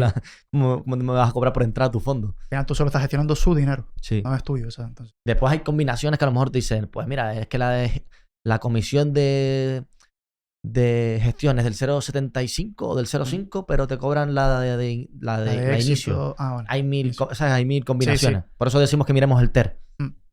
Y no nos suelen gustar las comisiones de éxito porque es como... Es lo que siempre decimos aquí, que sí, guay, me cobras una comisión por tener éxito, porque lo has hecho tú bien, pero y cuando tú lo haces mal, a mí, ¿quién me devuelve el dinero? ¿Sabes? En plan, no, la comisión de gestión ya implica un éxito. Si lo haces bien, el partícipe se quedará, y si lo haces mal, el partícipe se va a ir, básicamente. Vamos a hacer un trato. Tú le das like a este episodio, te suscribes y además nos comentas. Y nosotros nos comprometemos 100% a ir a cualquier rincón de España, sea el que sea, a entrevistar a los mejores gestores y analistas de España. Sí, cogemos todo el equipo y nos vamos a donde haga falta. Y cuando digo donde haga falta, es donde haga falta. Sinceramente, me parece un trato justo. Y bueno, habiéndote dicho esto, te dejo con el episodio. Y antes dije que en España... Bueno, mencioné España antes porque en otros sitios del mundo hay fondos de inversión donde solo tienen comisión de éxito. Sí. Que bueno, eso también puede ser... Eso sí, pues eso sí me gusta. Sí, eso sí me gusta. O a lo mejor una mínima comisión de gestión para los mínimos para costes. El gasto, sí, el coste de la gestora. No para el gestor, sino para la gestora mismo. O incluso un sueldo para que no tenga que subsistir el tío, también, ¿sabes? Un mini sueldo que tenga sentido. Sí, sí. Y que el resto venga de hacerlo bien, básicamente. Pero bueno, eso en España no se puede, básicamente. Por si alguien quiere intentarlo. Ya se lo decimos nosotros que no se puede. O aparentemente nosotros no sabemos cómo se puede hacer. Entonces eso, TERS del 1,5. Tiene mucho sentido. Y luego los fondos indexados pues suelen tener del 0,30 para abajo, 0,3 para abajo, dependiendo del fondo indexado y demás. Yo, por ejemplo, creo que tengo un indexado del S&P 500 que es del 0,1 o 0,15. Es irrisorio, básicamente. Entonces, bueno, eso con la parte de los fondos de inversión. De renta variable. Pues tenemos fondos de inversión de renta fija, mixtos y demás, que básicamente lo que incluyen es la pata de la renta fija. Bonos, depósitos, 1000 cosas que pueden tener esos fondos. Ahí ya tendremos que irnos un poquito más técnicos y no creo que se haga el plan de este episodio sobre duraciones de los bonos, sensibilidades, yield, exacto. Son demasiadas... Son cosas muy técnicas para el objetivo de este podcast. Podríamos dejar algún tipo de contenido sobre renta fija también en la descripción por si alguien quiere meterse ahí. Pero bueno, saber que eso también es... O sea, los puros de renta fija tienes de muchos tipos, desde los más conservadores hasta algunos que ya invierten en ¿cómo se llamaban los típicos, los bonos estos? Sí, los bonos. High yield. Sí. Se suelen denominar bonos basura, sí. Porque no que sean bonos basura, sino que tienen más riesgo, básicamente, pero te dan mayor rentabilidad. No me acuerdo ahora mismo cuál era el nombre. Sí, tiene un acrónimo ahí. Sí, lo pondremos en pantalla, básicamente. Cuál es el acrónimo o la nomenclatura. Que son bonos que tienen una mayor... o sea, básicamente es que tienen mayor probabilidad de impago. Porque aquí lo que se trata con la renta fija es de prestar a alguien y que ese alguien te devuelva intereses. Y obviamente dependiendo de quién sea al que le prestas dinero, pues el tipo de interés es superior o inferior. Hay un fondo de inversión que lo ha hecho muy bien y que es de Gabriel Castro, que creo que era Gamma, ¿puede ser? Es que tiene dos fondos, que uno es Sigma International y otro es Gamma. Pero creo que es el de Gamma, si no me equivoco. Igualmente lo pondremos también en la descripción, porque lo ha hecho muy bien y porque, bueno, hemos entrevistado también a Gabriel por aquí. Y hemos hablado también de renta fija y es muy bueno. Entonces lo dejamos por ahí por si a alguien le interesa. No nos paga Gabriel ni nada por el estilo. Nos cae muy bien. Pero es eso, simplemente que lo hace bien. Después tienes otros fondos más mixtos, donde combinan ambas cosas, ambas formas de invertir. Sí, cosas importantes de un bono se invierten. O sea, por ejemplo, si la gente quiere invertir en un bono directamente en vez de en un fondo de inversión, sí. Que entiendan que ellos no pueden perder dinero a no ser que vendas el bono antes de tiempo. Exacto. ¿Vale? O sea, bueno, que el pagador no te pague. Exacto. ¿Vale? Esos son los mayores riesgos que hay. O que el tío te diga, pues no, mira, no te voy a pagar. Entonces eso es importante que lo entiendan también, ¿sabes? Que si quieren invertir en un bono, que pueden que vean que en su cartera de renta fija está cayendo. Está cayendo porque el precio del bono se mueve por el tipo de interés que se esté pagando. Pero si tú no tocas nada, tú te vas a recibir exactamente lo que tú acordaste al principio. O sea, vamos a explicar un poco la estructura de un bono, para así decirlo, que es tan simple como yo tengo 100 euros ahorrados, tú necesitas financiación yo te doy los 100 euros y básicamente me pagas un tipo de interés. Vamos a poner un bono a 10 años, ponle. Sí. Pagas un tipo de interés anual. También hay algunos que son semestrales, de otro tipo de temporalidad, pero vamos a poner anual para simplificar. Me pagas un 5% de esos, ¿qué dijimos? 100 euros, ¿no? Sí, 100 euros. Pagas 5 euros todos los años, pum, pum, pum, pum, y al final del año 10 te devuelvo el principal. O sea, con el último pago esos 100 euros. Te daría el último pago de intereses y el principal te lo devuelvo, básicamente. O sea, que el riesgo está aquí que no hay en que hay impagos, básicamente. Sí, en que haya impago de ese dinero inicial que... O bueno, los intereses. O los intereses también porque... Bueno, ya eso ya... Si te dejan de pagar los intereses, ya sabes perfectamente que no te van a pagar el principal. Exacto. Entonces, así como funciona un bono, entonces, el tema está en que los bonos, si tú compras a 100 y todo va bien y te devuelven el principal, pues todo perfecto. Pero los bonos también, su precio varía en base al tipo de interés. Si estamos tipo de interés al 5%, ese bono te da un 5% y sube el tipo de interés, ese bono, su precio baja. O sea, la relación entre precio y tipo de interés es inversa, básicamente. ¿Por qué? Porque tienes que... O sea, si te están exigiendo ahora hay tipos de interés al 6% o hay bonos al 6%, tienes que bajar el precio para que la rentabilidad, no solo del cupón, sino que haya rentabilidad por el precio. O sea, imagínate, a 95, pues. En ese caso, ese nuevo inversor que está entrando a comprar a 95 se llevaría el 5% de esos cupones, más que le devolverían 100 al final. Y tendría esa revalorización también aparte del precio del bono. Por eso decimos que los bonos es más técnico. Vamos a dejarlo en esta explicación. Es un poquito más técnico porque tiene mucha relación con los tipos de interés y encima también depende mucho de la durabilidad del bono, vencimientos. Es mucho más complejo. Sí. Entonces, aunque se queden con eso, que la renta fija no es tan fija y depende de precio y tipos de interés son inversos, pues entiendes muchas cosas ya. Más complejo de lo que parece, porque te dicen renta fija y dices, no pierdo dinero. Más sencillo. Si no pierdo dinero, si me devuelven el dinero, o sea, si me pagan, y si no toco nada. No vendo, exacto. No toco nada. Entonces, bueno, tenemos eso. Luego tenemos los ETFs, que son básicamente, de forma muy resumida, fondos de inversión que cotizan en bolsa, básicamente. Sí. Si quieres tú... Sí, son fondos de inversión. O sea, la diferencia con los fondos indexados, por ejemplo, porque un ETF es muy similar a un fondo indexado, es que el ETF cotiza en bolsa y tienes liquidez inmediata cualquier punto que quiera vender. Entonces, es muy, muy similar. O sea, es básicamente lo mismo. La principal diferencia es esa, que cotiza y lo puedes vender mucho más rápido. Y comprarlo también, claro. Y un beneficio que tienen los fondos de inversión que pueden ser traspasables. Bueno, sí. Sin ningún costo, sin pasar por Hacienda, básicamente. Los ETF sí tendrías que hacer esa acción de comprar, vender. Vender, sí. Porque es como si fuese una acción de un fondo. Entonces, tú tributas básicamente en la venta.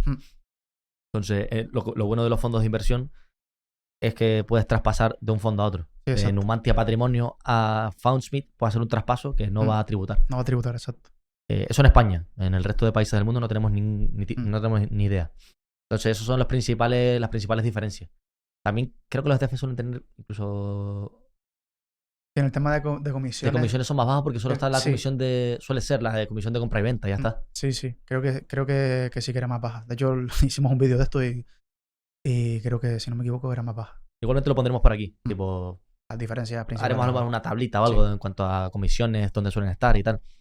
Para que les quede más claro. Luego tenemos productos mucho más seguros, como fondos monetarios. Que básicamente un fondo monetario invierte en cosas muy líquidas y muy a corto plazo, muy seguras, tipo pues depósitos de bancos, fondos de renta fija o renta fija directamente, bonos gubernamentales. Sí, letras del tesoro. Todo lo que es súper líquido. O sea, sí, muy a corto plazo, pero en muchas diferentes... Es eso, es un fondo de inversión como si fuese un fondo de inversión en renta fija, digamos, pero súper líquido, o sea, súper... Y con muy poco riesgo, básicamente. O sea, y hay muchas cosas ahí metidas. Yo tengo uno que se llama Grupama Treasury, o Grupama Tresorería, algo así se llama. Estará en la lista es el que le tengo a mis padres, básicamente.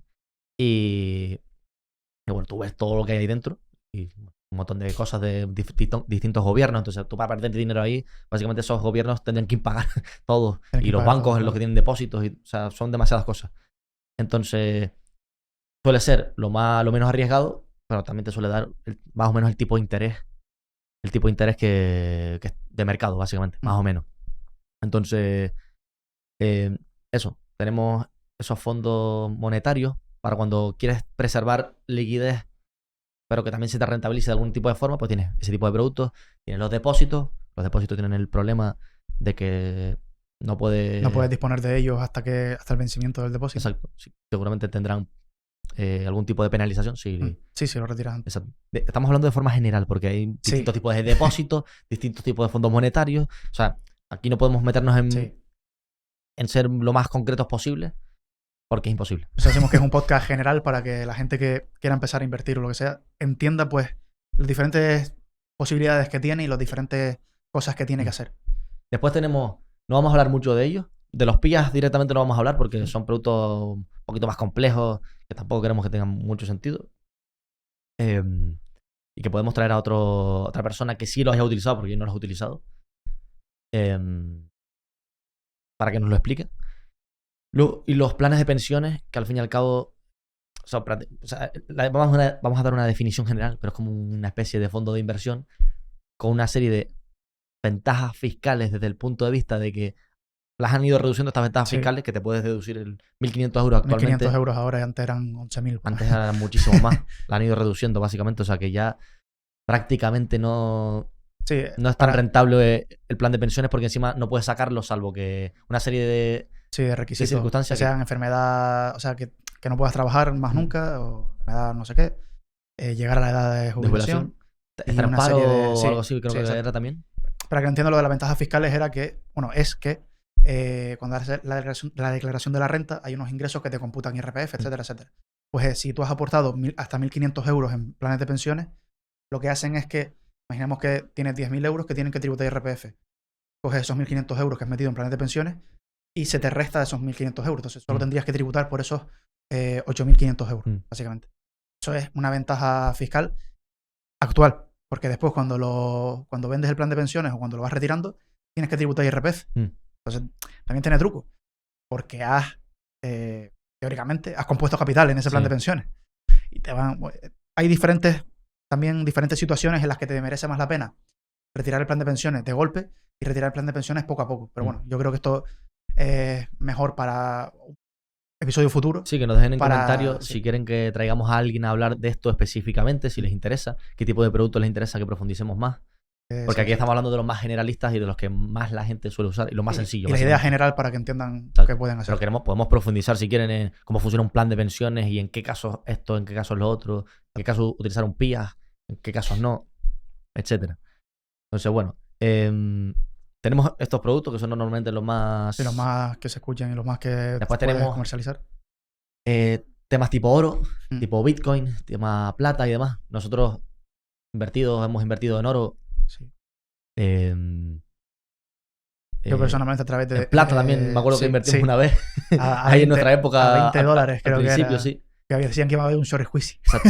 Y Bitcoin básicamente. Entonces las formas de invertir en oro normalmente suele ser o compras el oro físico básicamente en onzas de oro y tal, y lo tienes físicamente, o a través de ETFs que me suelen gustar que tengan el respaldo del oro, o sea, que no sea tipo... Solo te estoy imitando lo que hace el oro. Exacto. Hay ETFs que son como derivados del oro, son contratos. Los derivados es un tema que si están empezando no lo toquen. Sí, por eso no los mencionamos aquí. Sí, porque hay otros tipos de formas de invertir, tipo opciones, futuros. Hay de todo. Puedes invertir en impagos de seguro de incendio. O sea que... Exacto. Entonces, eso. Si invierten en algún tipo de materia prima o lo que sea, vamos a hablar de plata y oro aquí, que tenga un respaldo de esa materia prima. Todas las opciones tienen sus pros y sus contras, evidentemente. Si lo tienes físico, pues tienes la contra que no es tan líquido y también tienes que tener tienes que custodiarlo en algún sitio. Si tienes mucho, pues irás al banco, el banco te cobrará por ese custodio, etcétera. Pero bueno, lo tienes físico, sabes que lo tienes tú. Lo palpas y lo tocas. Exacto. Si no lo tienes tú y es un ETF o lo que sea, pues es eso, que tenga por lo menos ese ETF tenga oro físico o ese respaldo de alguna forma. Y sabes que es más líquido. Pero bueno, tienes pros y contras. Eso tienes que valorarlo tú. Depende de cuán paranoico o conspiranoico seas. Sí. o las cosas que... O sea, las características que estés buscando, evidentemente. Y luego tenemos Bitcoin. Vamos a hablar primero de criptomonedas, las cuales yo no entraría en ninguna. los que sepan de criptomonedas pues pueden hacer lo que quieran. Yo no tengo ni idea de criptomonedas. Pero separamos Bitcoin de aquí. Sí. Porque Bitcoin es otra cosa totalmente diferente. Sí. Dejamos por aquí o por aquí, no sé, siempre me hago un lío. Donde esté. El episodio que grabamos con Álvaro de María, el autor de la filosofía de Bitcoin, hablando sobre Bitcoin. Y bueno, Bitcoin es un activo totalmente diferente. Y la forma en la que comprar Bitcoin no se hace como tal a través de exchange, porque pierde la gracia de lo que es Bitcoin en sí, básicamente. Al fin y al cabo, Bitcoin, a modo de resumen, es una especie de activo en la cual se ha reinventado la forma de poseer la riqueza privada. Sí. Exacto, la redefinición de la propiedad privada, básicamente, porque ningún estado puede llegar a tocártelo si lo haces de la forma correcta. Exacto, si lo haces de la forma correcta, te pongo el ejemplo. Tú tienes 3 kilos de oro, vas a pasar la frontera y te lo pueden quitar. Exacto. Tú tienes 3 bitcoins, pasas la frontera sin nada, desnudo, como dice Álvaro de María, y nadie te puede quitar los bitcoins. Te tienen que torturar para sacarte los bitcoins. Claro, porque, o sea, básicamente la forma de hacerlo de forma correcta, que, bueno, no vamos aquí a decirlo de forma concreta de cómo se hace, pero se hace de una forma, o sea, se custodia de una forma en la cual, creo que es a través de un... Sí, es sin KYC, que es el código ese que tienes de referencia por transacciones. 11, 13 palabras o algo así era, ¿no? No recuerdo mal. No sí, después, esas son las palabras clave para recuperar la cartera en cualquier sitio de... Sí. Pero bueno, eso, si quieren saber cómo se custodia Bitcoin y cómo se hace de verdad, les dejamos aquí enlaces de Álvaro de María. No nos paga, vuelvo y repito, pero como nosotros recomendamos cosas, bueno, en este podcast y World Stocks en general, siempre recomendamos cosas que nosotros sí recomendaríamos a nuestros padres, a nuestros familiares y personas queridas, pues entonces sí que lo recomendamos aunque no nos paguen, básicamente. Por eso decimos de no decirlo aquí, porque ellos lo van a explicar mucho mejor que nosotros aquí y no queremos que nadie haga las cosas, como se suele decir en Canarias, no sé si se dice así en la península, a la chamberga, hacerlo mal, básicamente. Sí. Entonces, bueno, podríamos discutir ahora un poco, antes de empezar con el tema de las hipotecas, que es lo último. Sí. Los pesos, un poco de todo. Yo, si estás más alejado de la jubilación, es que todo es mucha variable, pero lo lógico es tener más de renta variable que de renta fija. Bitcoin, quizás que sea un Bitcoin y oro, que sean una parte más pequeña, no tanto. Sobre todo, pero es que todo depende de la situación. A lo mejor eres un tío que eres un anarcocapitalista de 3 pares de narices y quieres tener otro y solo Bitcoin, tienes solo Bitcoin y un poquito de oro. Exacto. Y es justo al revés. Oro, Bitcoin. 95% de Bitcoin y 5% de oro. 95% de Bitcoin, 90% Bitcoin, 5% oro y 5% balas y una escopeta.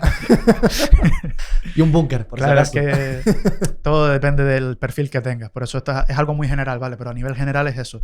Entre más lejos estés de ese horizonte temporal, deberías de tener más renta variable. A nivel general. Sí. Entre más cerca, menos renta variable. Porque tienes el riesgo de que, lo que decimos, la volatilidad no es un riesgo en sí, pero sí es un riesgo si tu horizonte temporal termina justo cuando esa volatilidad ha hecho que tu patrimonio caiga un 40%. Exacto. Porque justo tienes que retirarlo en ese momento.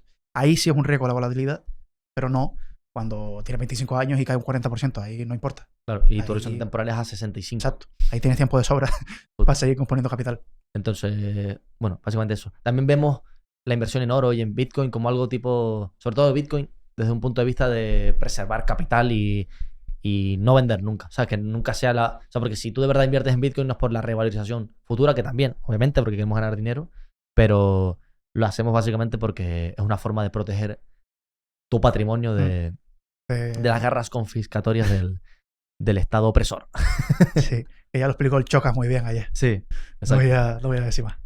Entonces, bueno, eso es un poco como vemos todo a la hora de organizar una cartera, de forma muy general. Vuelvo y repito, el asesoramiento financiero, o sea, cada caso es un mundo, cada caso es diferente. Incluso dos personas de 45 años o nosotros dos tenemos necesidades diferentes, somos personas diferentes. Aunque en este caso somos muy parecidos, pero sí que probablemente querramos cosas diferentes a futuro. Pero incluso con la misma cartera tendríamos rentabilidades diferentes. Porque sí, porque pasan cosas y cada persona es diferente. Por eso digo que podemos hablar de forma general de qué es lo que se suele hacer, de qué es lo que tiene más sentido, pero es importante saber que no es lo mismo una persona que otra, porque a lo mejor tienes hijos a cargo, a lo mejor tienes una enfermedad, un familiar con alguna enfermedad. Es que pueden ser 1000 casos diferentes. Por eso es obligatorio los asesores financieros te hagan un test de idoneidad, porque cada persona es un caso diferente. Y no puedo salir yo aquí a decirte, recomiendo que compres oro, solo oro. No puedo hacerte eso porque no sé qué perfil me está viendo. Justo. Entonces, aquí, una cosa que queríamos comentar de los fondos de inversión es, bueno, esto lo comentó Emérito en su reunión anual, que es la estrategia esa del doble monetario. Del doble monetario. Que si quieres lo explicas tú o lo explico yo. Sí, primero explico cómo funciona cuando liquidas una participación, incluso cuando liquidas acciones también funciona así. Sí. Es el método FIFO. Creo que sí. First in, first out. Sí. Vale, pues ese método lo que hace básicamente, tú compras una participación de Numantia, vamos a poner, que eran $20. Y después compras otras a 25, otras a 18, otras a 23, etc. Cuando tú vas a vender la primera participación que quieras vender, va a ser la primera que compraste, que en este caso fue la que dije que era 20, ¿no? Sí.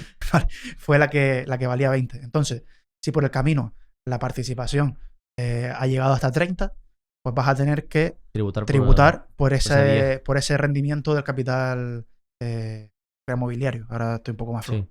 Vale. Entonces, ese rendimiento del capital mobiliario y vas a tributar IRPF por esos 10 euros de plusvalía. Vale, bien. Entonces, ¿qué hacemos para poder vender? Porque imaginemos que en esta situación tenemos unas a 20, 25 y 30. Y queremos X dinero porque queremos, yo qué sé, comprarnos una casa. Exacto. O dar la entrada a una casa porque ya han pasado 40 años de capitalización. Exacto. Y justo el fondo pues está cotizando la participación a 28. Entonces esa última participación de 30 no tienen plusvalía. Pues lo que hacemos es, vale, me interesa liquidar parte del fondo, pero me interesa que no sean las primeras, porque las primeras tienen plusvalía, tendría que tributar, etc. Vale, vamos a hacer una cosa. Como las primeras participaciones que se traspasan y que se venden, etc., son las primeras que compraste, pasas la gran parte del capital que no quieres liquidar, la pasas a un fondo monetario. Y la parte que quieres liquidar lo pasas a otro fondo monetario. ¿Qué haces? Liquidas el segundo fondo monetario que tienes, que tiene las participaciones más recientes, las de 30 euros por participación. Liquidas esa. En este caso no tributas porque no tienes plusvalía. Si tienes plusvalía, pues tributas muy poquito porque son las más cercanas a ese precio de venta. Y esas participaciones que habías metido en el primer fondo monetario las vuelves a traspasar a Numantia. Y no tienes que tributar por esas plusvalías de esas primeras participaciones que compraste. Sí, que incluso te puede salir a compensar y todo, porque, sí, exacto. Porque como son las últimas, a lo mejor estás en pérdidas o lo que sea. En este caso dije que estaban a 28 y les has comprado a 30, pues tendrías pérdidas y puedes compensar esas pérdidas. Entonces, esta es una forma de pagar menos impuestos. Totalmente legal, pagar menos impuestos. Si no quieren que sea así, que es una obligación. Que cambien la ley. Es obligatorio. Si la cambian después de este podcast, ya sabemos que tenemos un infiltrado de Hacienda aquí y nos mediremos mejor lo que vamos diciendo. Pero es totalmente legal, o sea, eso Emérito lo explica seguramente. Y esto se puede hacer básicamente por la ley que hay en España de poder traspasar fondos sin pasar por caja. Exacto. Entonces, bueno, ahí está el truquito que lo comentó Emérito, pero lo volvemos a comentar nosotros porque nos pareció interesante nos pareció muy interesante. Y bueno, es una obligación moral compartir información sobre cómo pagar menos impuestos de forma legal. De forma legal, siempre. No hagan nada ilegal, por favor. Que aunque el impuesto es un impuesto, o sea, está impuesto, es un atraco, obviamente, hay que hacer las cosas bien. Sí. No vayamos a meternos en lío. Básicamente. ¿Qué tenemos por aquí? Vale, preguntas típicas también que tenemos. ¿Y qué hago con un fondo de inversión? ¿Lo meto todo al principio o voy haciendo lo que se llama el dollar cost averaging, que es básicamente invertir poco a poco de forma periódica? Yo te doy mi opinión al respecto de que hay que mirarlo de dos formas diferentes. Históricamente, probablemente la forma más rentable, si tienes 100.000 euros ahora de repente, la forma más rentable probablemente, esto no lo digo incluso el de Indexa Capital, una ahí Asenjo creo que era, o sí. Ansejo. Ansejo. Me acuerdo, no sí, sé. Ansejo creo que era. Yo ya no sé qué dije. Ansejo. Que lo más rentable es meterlo todo de primera, básicamente. A largo plazo es lo más rentable. Pero hay matices, porque si tú metes esos 100.000 pavos de primera y te cae todo un 20%, lo mismo te asustas y vendes con 80.000. Entonces, para mí, la mejor forma de hacerlo es siempre con pequeñas aportaciones. Primero, porque casi nadie nunca tiene 100.000 euros para meter de primera. Y lo lógico suele ser que con ese ahorro que habíamos dicho del 10-20% se meta todo de forma mensual, al principio de mes, como hemos dicho también, en ese fondo de inversión. De forma periódica, porque esto también lo explica Emérito y lo haremos. Dejaremos por aquí una gráfica donde se explica cómo promediando a la baja, a pesar de que tú puedes pensar que si, creo que era que si comprabas a 10 y 100 euros a 10 y 100 euros a 5, y tú crees, no, esto se queda en un 7,5, no, más o menos es la mitad. No, realmente se queda en un 6, algo, o creo que recordar que era, por un tema de que cuando vas a comprar muchísimas más participaciones y la distribución queda, o sea, tu precio medio no queda en la mitad de la compra, sino un poquito más abajo todavía. Entonces, por eso el hecho de promediar a comprar todos los meses, nosotros siempre recomendamos todos los meses, no hacerlo de forma anual ni de forma semanal. Tiene más sentido de que si se cobra de forma mensual, pues hagas ese ejercicio que habíamos dicho de retirar el ahorro, meterlo en el fondo de inversión y hacer tus aportaciones mensuales, que es lo que yo suelo hacer, básicamente. No sé si tú tienes... No, yo también creo que es la mejor forma. De hecho, a largo plazo puedes tener mejor rentabilidad que el fondo si lo haces así. Y es que al fin y al cabo también hay que tener en cuenta eso, de que lo importante es no quebrar. O sea, no quebrar, y lo importante es no salirse del juego. Y la forma... Hay veces que hay que pensar esto como en las empresas, la forma en la que no se maximiza el dinero, pero sí se maximiza la vida de la empresa, por así decirlo. Y en este caso maximizamos el hecho de quedarnos en el juego. Porque si lo metes todo de primera y cae un 20% y te pones 80.000, hablando mal, te asustas, te cagas vivo y vendes. Por tanto, no compones capital. De la otra forma es más gradual y te aseguras de que sí vas a poder seguir jugando a esto. Entonces, a la pregunta, dollar cost averaging siempre es lo mejor. Luego, opinión que tengas sobre la frase, voy a esperar a que baje más para comprar. Eso me pasó a mí con Microsoft y no funciona. Y esto aplica a fondos de inversión. Esto aplica siempre. A todos. Por eso también el dollar cost average es una de las mejores opciones, porque no estás esperando a que baje o que suba, sino que sabes que periódicamente vas a ir aportando y a largo plazo pues ya... Esto, un apunte, no hacerlo con acciones. Yo no soy partidario de hacerlo con acciones porque una cosa es una acción y otra cosa es un fondo de inversión, en el sentido de que aunque el fondo de inversión esté compuesto por acciones, una acción, o sea, un fondo de inversión es un todo, en el que el gestor siempre va a intentar que el fondo esté lo más barato posible, básicamente, y con la máxima TIR posible. Pero una acción, tú no puedes hacer dollar cost averaging porque a lo mejor está cayendo porque tiene que caer. Sí. Porque esa acción vale menos. Porque no es que el mercado se haya equivocado, sino que está promediando algo que está mal. Y siempre una acción cuando se compra depende de un múltiplo que estás pagando, depende de una TIR que te esté dando. Sí, depende de muchas más cosas. Muchas variables. Que un fondo de inversión, que es eso. Es un conjunto de muchas cosas. Exacto. Y es eso. O sea, un fondo de inversión mientras está subiendo, tú puedes ir comprándolo y tú decir, no, es que está subiendo, está más caro, ¿no? Porque a lo mejor el gestor está haciendo una rotación dentro que está haciendo que el fondo siga estando igual de barato, ¿sabes? Pero esa acción a lo mejor que está subiendo, si haces ese dollar cost averaging, sí que puede ser que... Pues puede que esté más cara, básicamente. Entonces nada, básicamente eso. Matizar que no es lo mismo hacer dollar cost averaging o el DCA con una acción que con un fondo de inversión. Luego, sí, de golpe a poco ya lo hicimos. Ya hicimos lo del fondo de inversión y cómo tributar menos.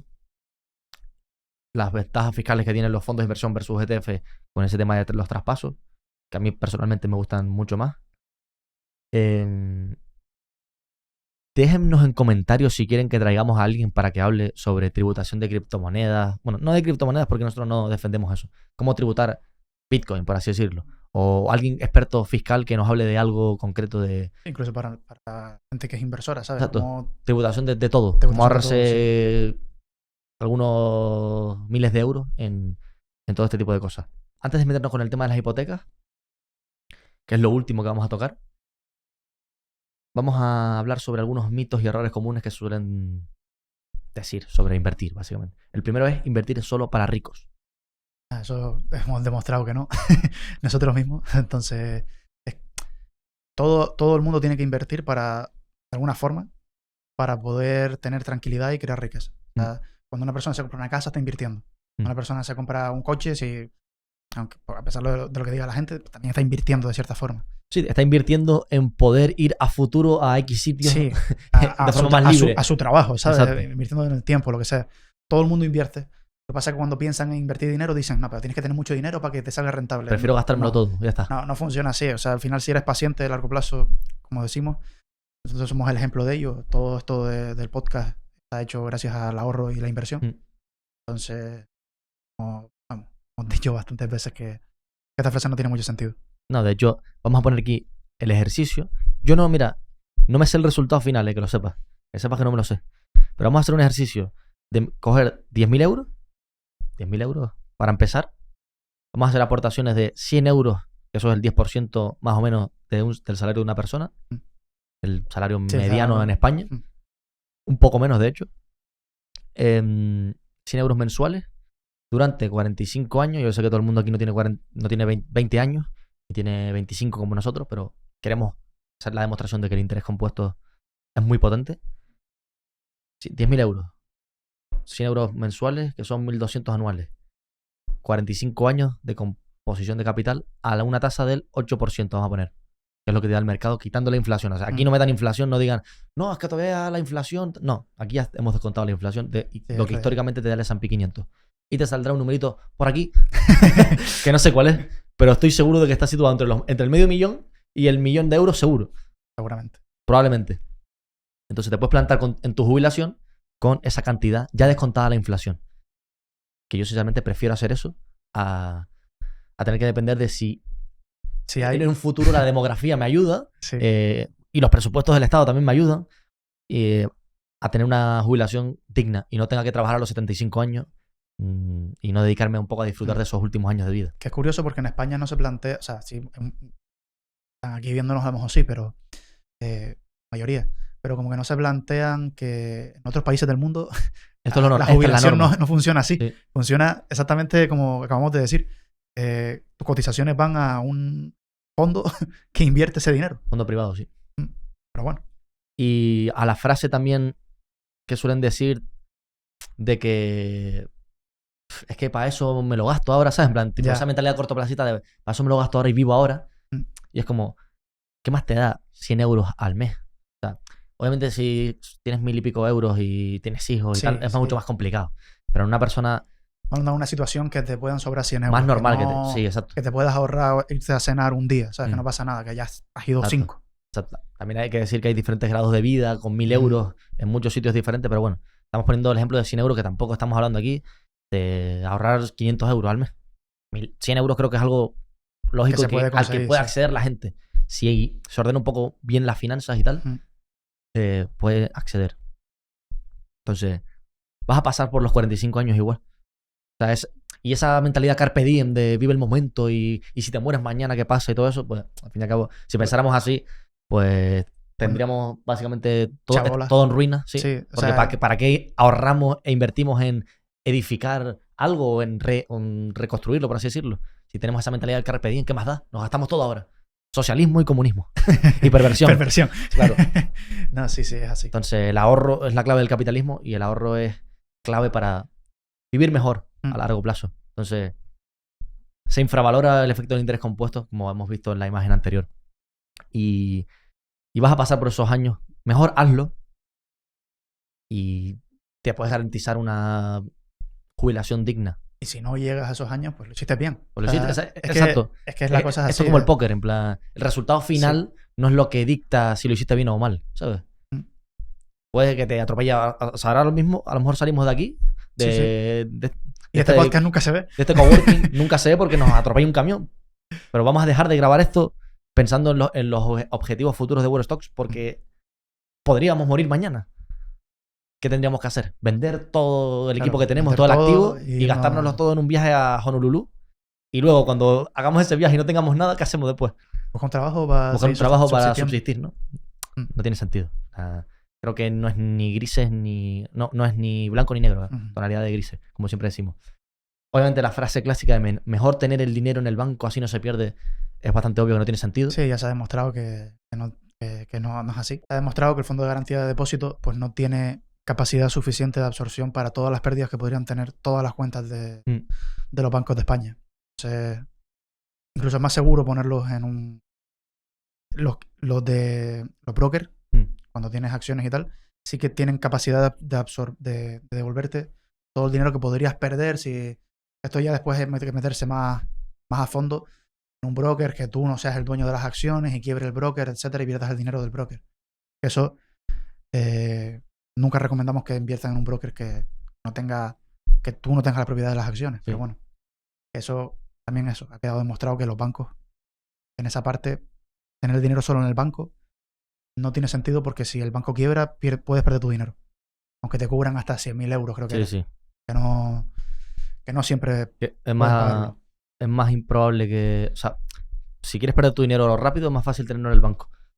Porque el banco puede quebrar, pero si está invertido en un fondo de inversión o en algún activo, pues al fin y al cabo se cambia de banco ese activo y ya está. O sea, es un traspaso a otro banco, porque tú estás invertido en un activo concreto, no estás invertido en algo del banco, ¿sabes? O sea, tu dinero no lo tiene el banco, por así decirlo. O sea, cuando tú compras acciones, y obviamente si las acciones son de propiedad, tienes propiedad sobre las acciones. Otra cosa es que no tengas propiedad sobre las acciones.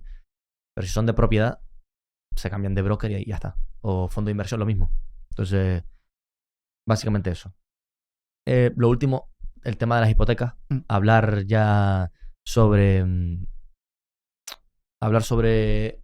cuándo tiene sentido una hipoteca tipo fijo, cuando una tipo variable. Cuándo tiene sentido cancelar una hipoteca, era lo que íbamos a comentar. Sí, cancelar también una hipoteca, sí. Sí. A ver, todo depende de un montón de cosas, como hemos dicho hasta ahora, como todo es muy general, pero en general, cuando tú ves que los tipos están bajos, por así decirlo, el Euribor está muy bajo, la gente, históricamente en España, sobre todo en estos últimos años, ha querido coger una hipoteca a tipo variable, porque en algunas situaciones incluso tenían un tipo de interés negativo. O sea, estaba costándole menos la casa de lo que firmaba la hipoteca. No tenía que pagar intereses. Y el tipo fijo la estaba pagando a un 1,30, mientras los otros te la pagaban a 0,25. Tal. Y podías decir, bueno, pues, y no hay duda, variable. Claro, el variable varía. Y cuando tú coges una hipoteca tipo fijo por debajo de un 1,5 o un 2, pues ya es una hipoteca muy, muy buena. Porque probablemente le vayas a ganar,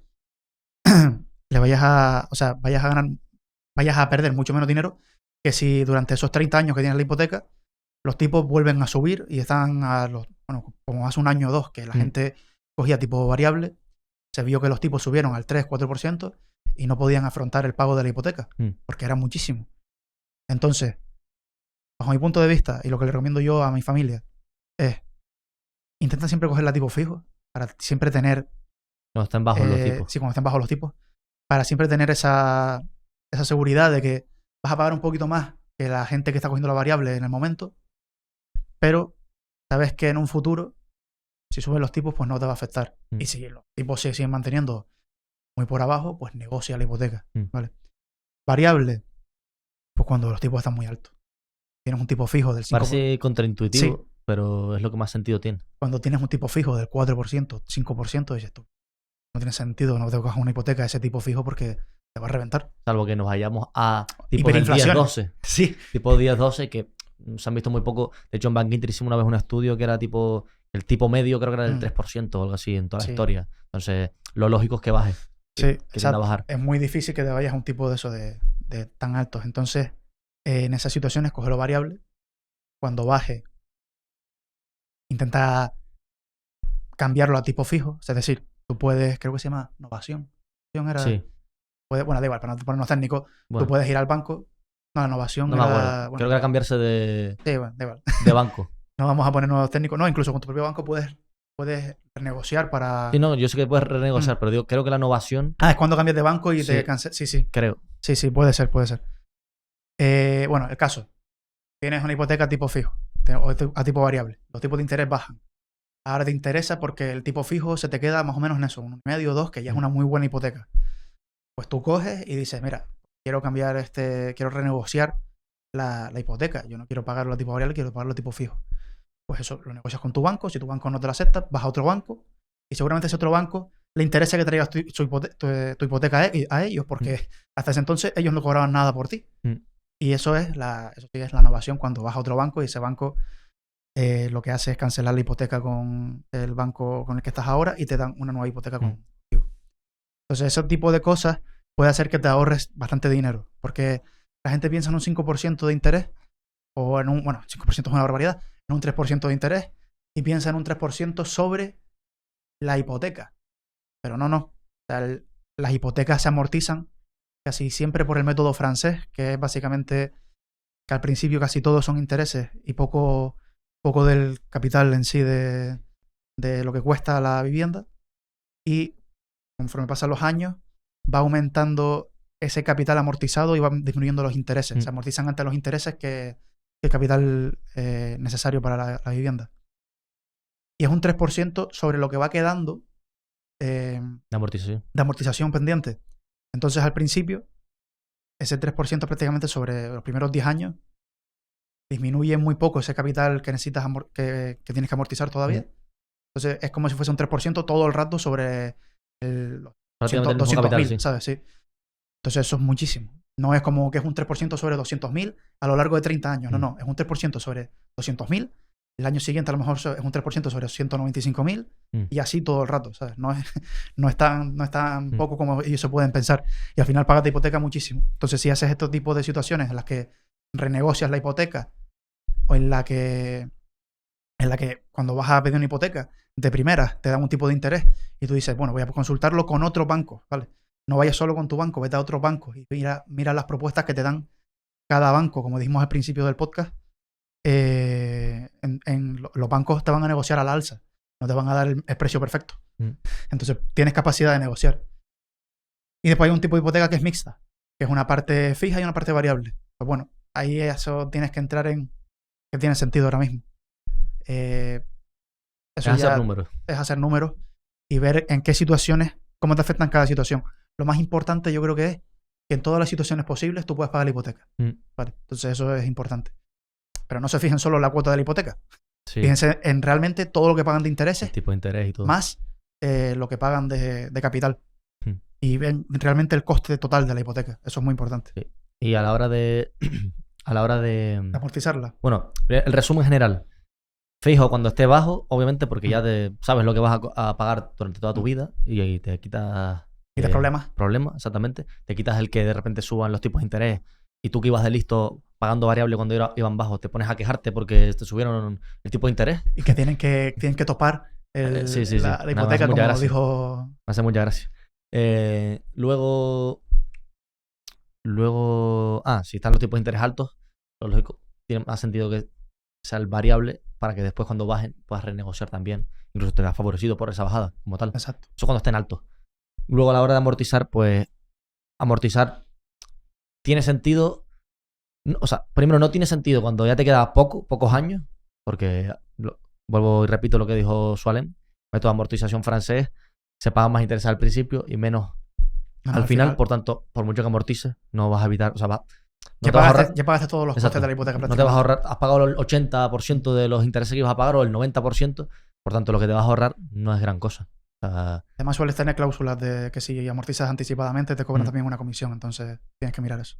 Pero básicamente eso. Al principio, pues yo creo que todo depende un poco de tu mejor alternativa. Como todo en la economía, tu mejor alternativa, pues si estás pagando un 1% de interés en la hipoteca, pues a lo mejor no tiene sentido utilizar ese capital para amortizar eso. Y es mejor utilizarlo, incluso en el peor de los casos, en un fondo monetario al 2-3.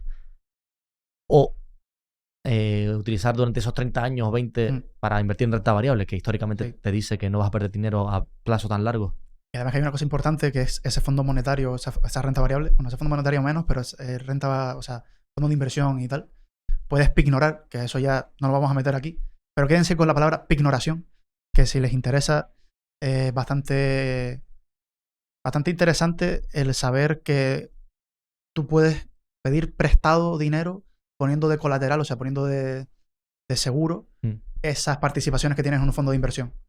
Entonces, bajo ciertos supuestos, es muy interesante para para, en lugar de amortizar la hipoteca, comprar participaciones en un fondo de inversión, ignorar y meterlo en un fondo monetario que te dé, calcula los costes, evidentemente siempre, y puede que sea más interesante que simplemente liquidar la hipoteca. O sea, la gente corre por liquidar la hipoteca y creo que es un error. Tienes que hacer los números primero, porque a lo mejor no te sale tan rentable. Y si tienes ese dinero en un fondo monetario, pues sabes que vas a poder seguir pagando la hipoteca igualmente y vas ganando un poquito de interés. Entonces tampoco es como que lo vas a perder. Entonces, bueno, hasta aquí el episodio de hoy. Creo que ha quedado bastante guay. Creo que han aprendido mucho. Y nosotros incluso hemos refrescado cosas porque esto ha sido totalmente improvisado. Sí. Muy improvisado. Sobre la marcha. Sobre la marcha, de hecho. En 30 minutos dijimos, bueno, vamos a hacerlo de esto. Y ha quedado bastante guay. Si tienen algún tipo de duda, lo que sea, pónganlo en comentarios. Si quieren que hagamos más episodios como este, pónganlo en los comentarios. Si quieren que traigamos un asesor fiscal, a alguien que hable sobre planes de pensiones. Sí, si quieren que profundicemos en algún tema en concreto, pues podemos hacer un podcast solo de hipotecas. Correcto. Pero, ¿sabes? Queremos hacerlo general para que entendiesen un poco pues, por dónde podían tirar en todas las situaciones. Correcto. Entonces, si nos dejan la palabra educación financiera, por ejemplo, esa ya sabemos que les gusta, básicamente. Pueden poner lo que sea, pero con que pongan educación financiera, ya sabemos que ha gustado el episodio y podemos hacer más como este. Así que nada, con esto nos despedimos. Lo de siempre, like, suscribirse, comentarios, como he dicho, valoración de 5 estrellas en Spotify. Y bueno, como siempre decimos, que la fuerza de Buffett te acompañe. Un abrazo.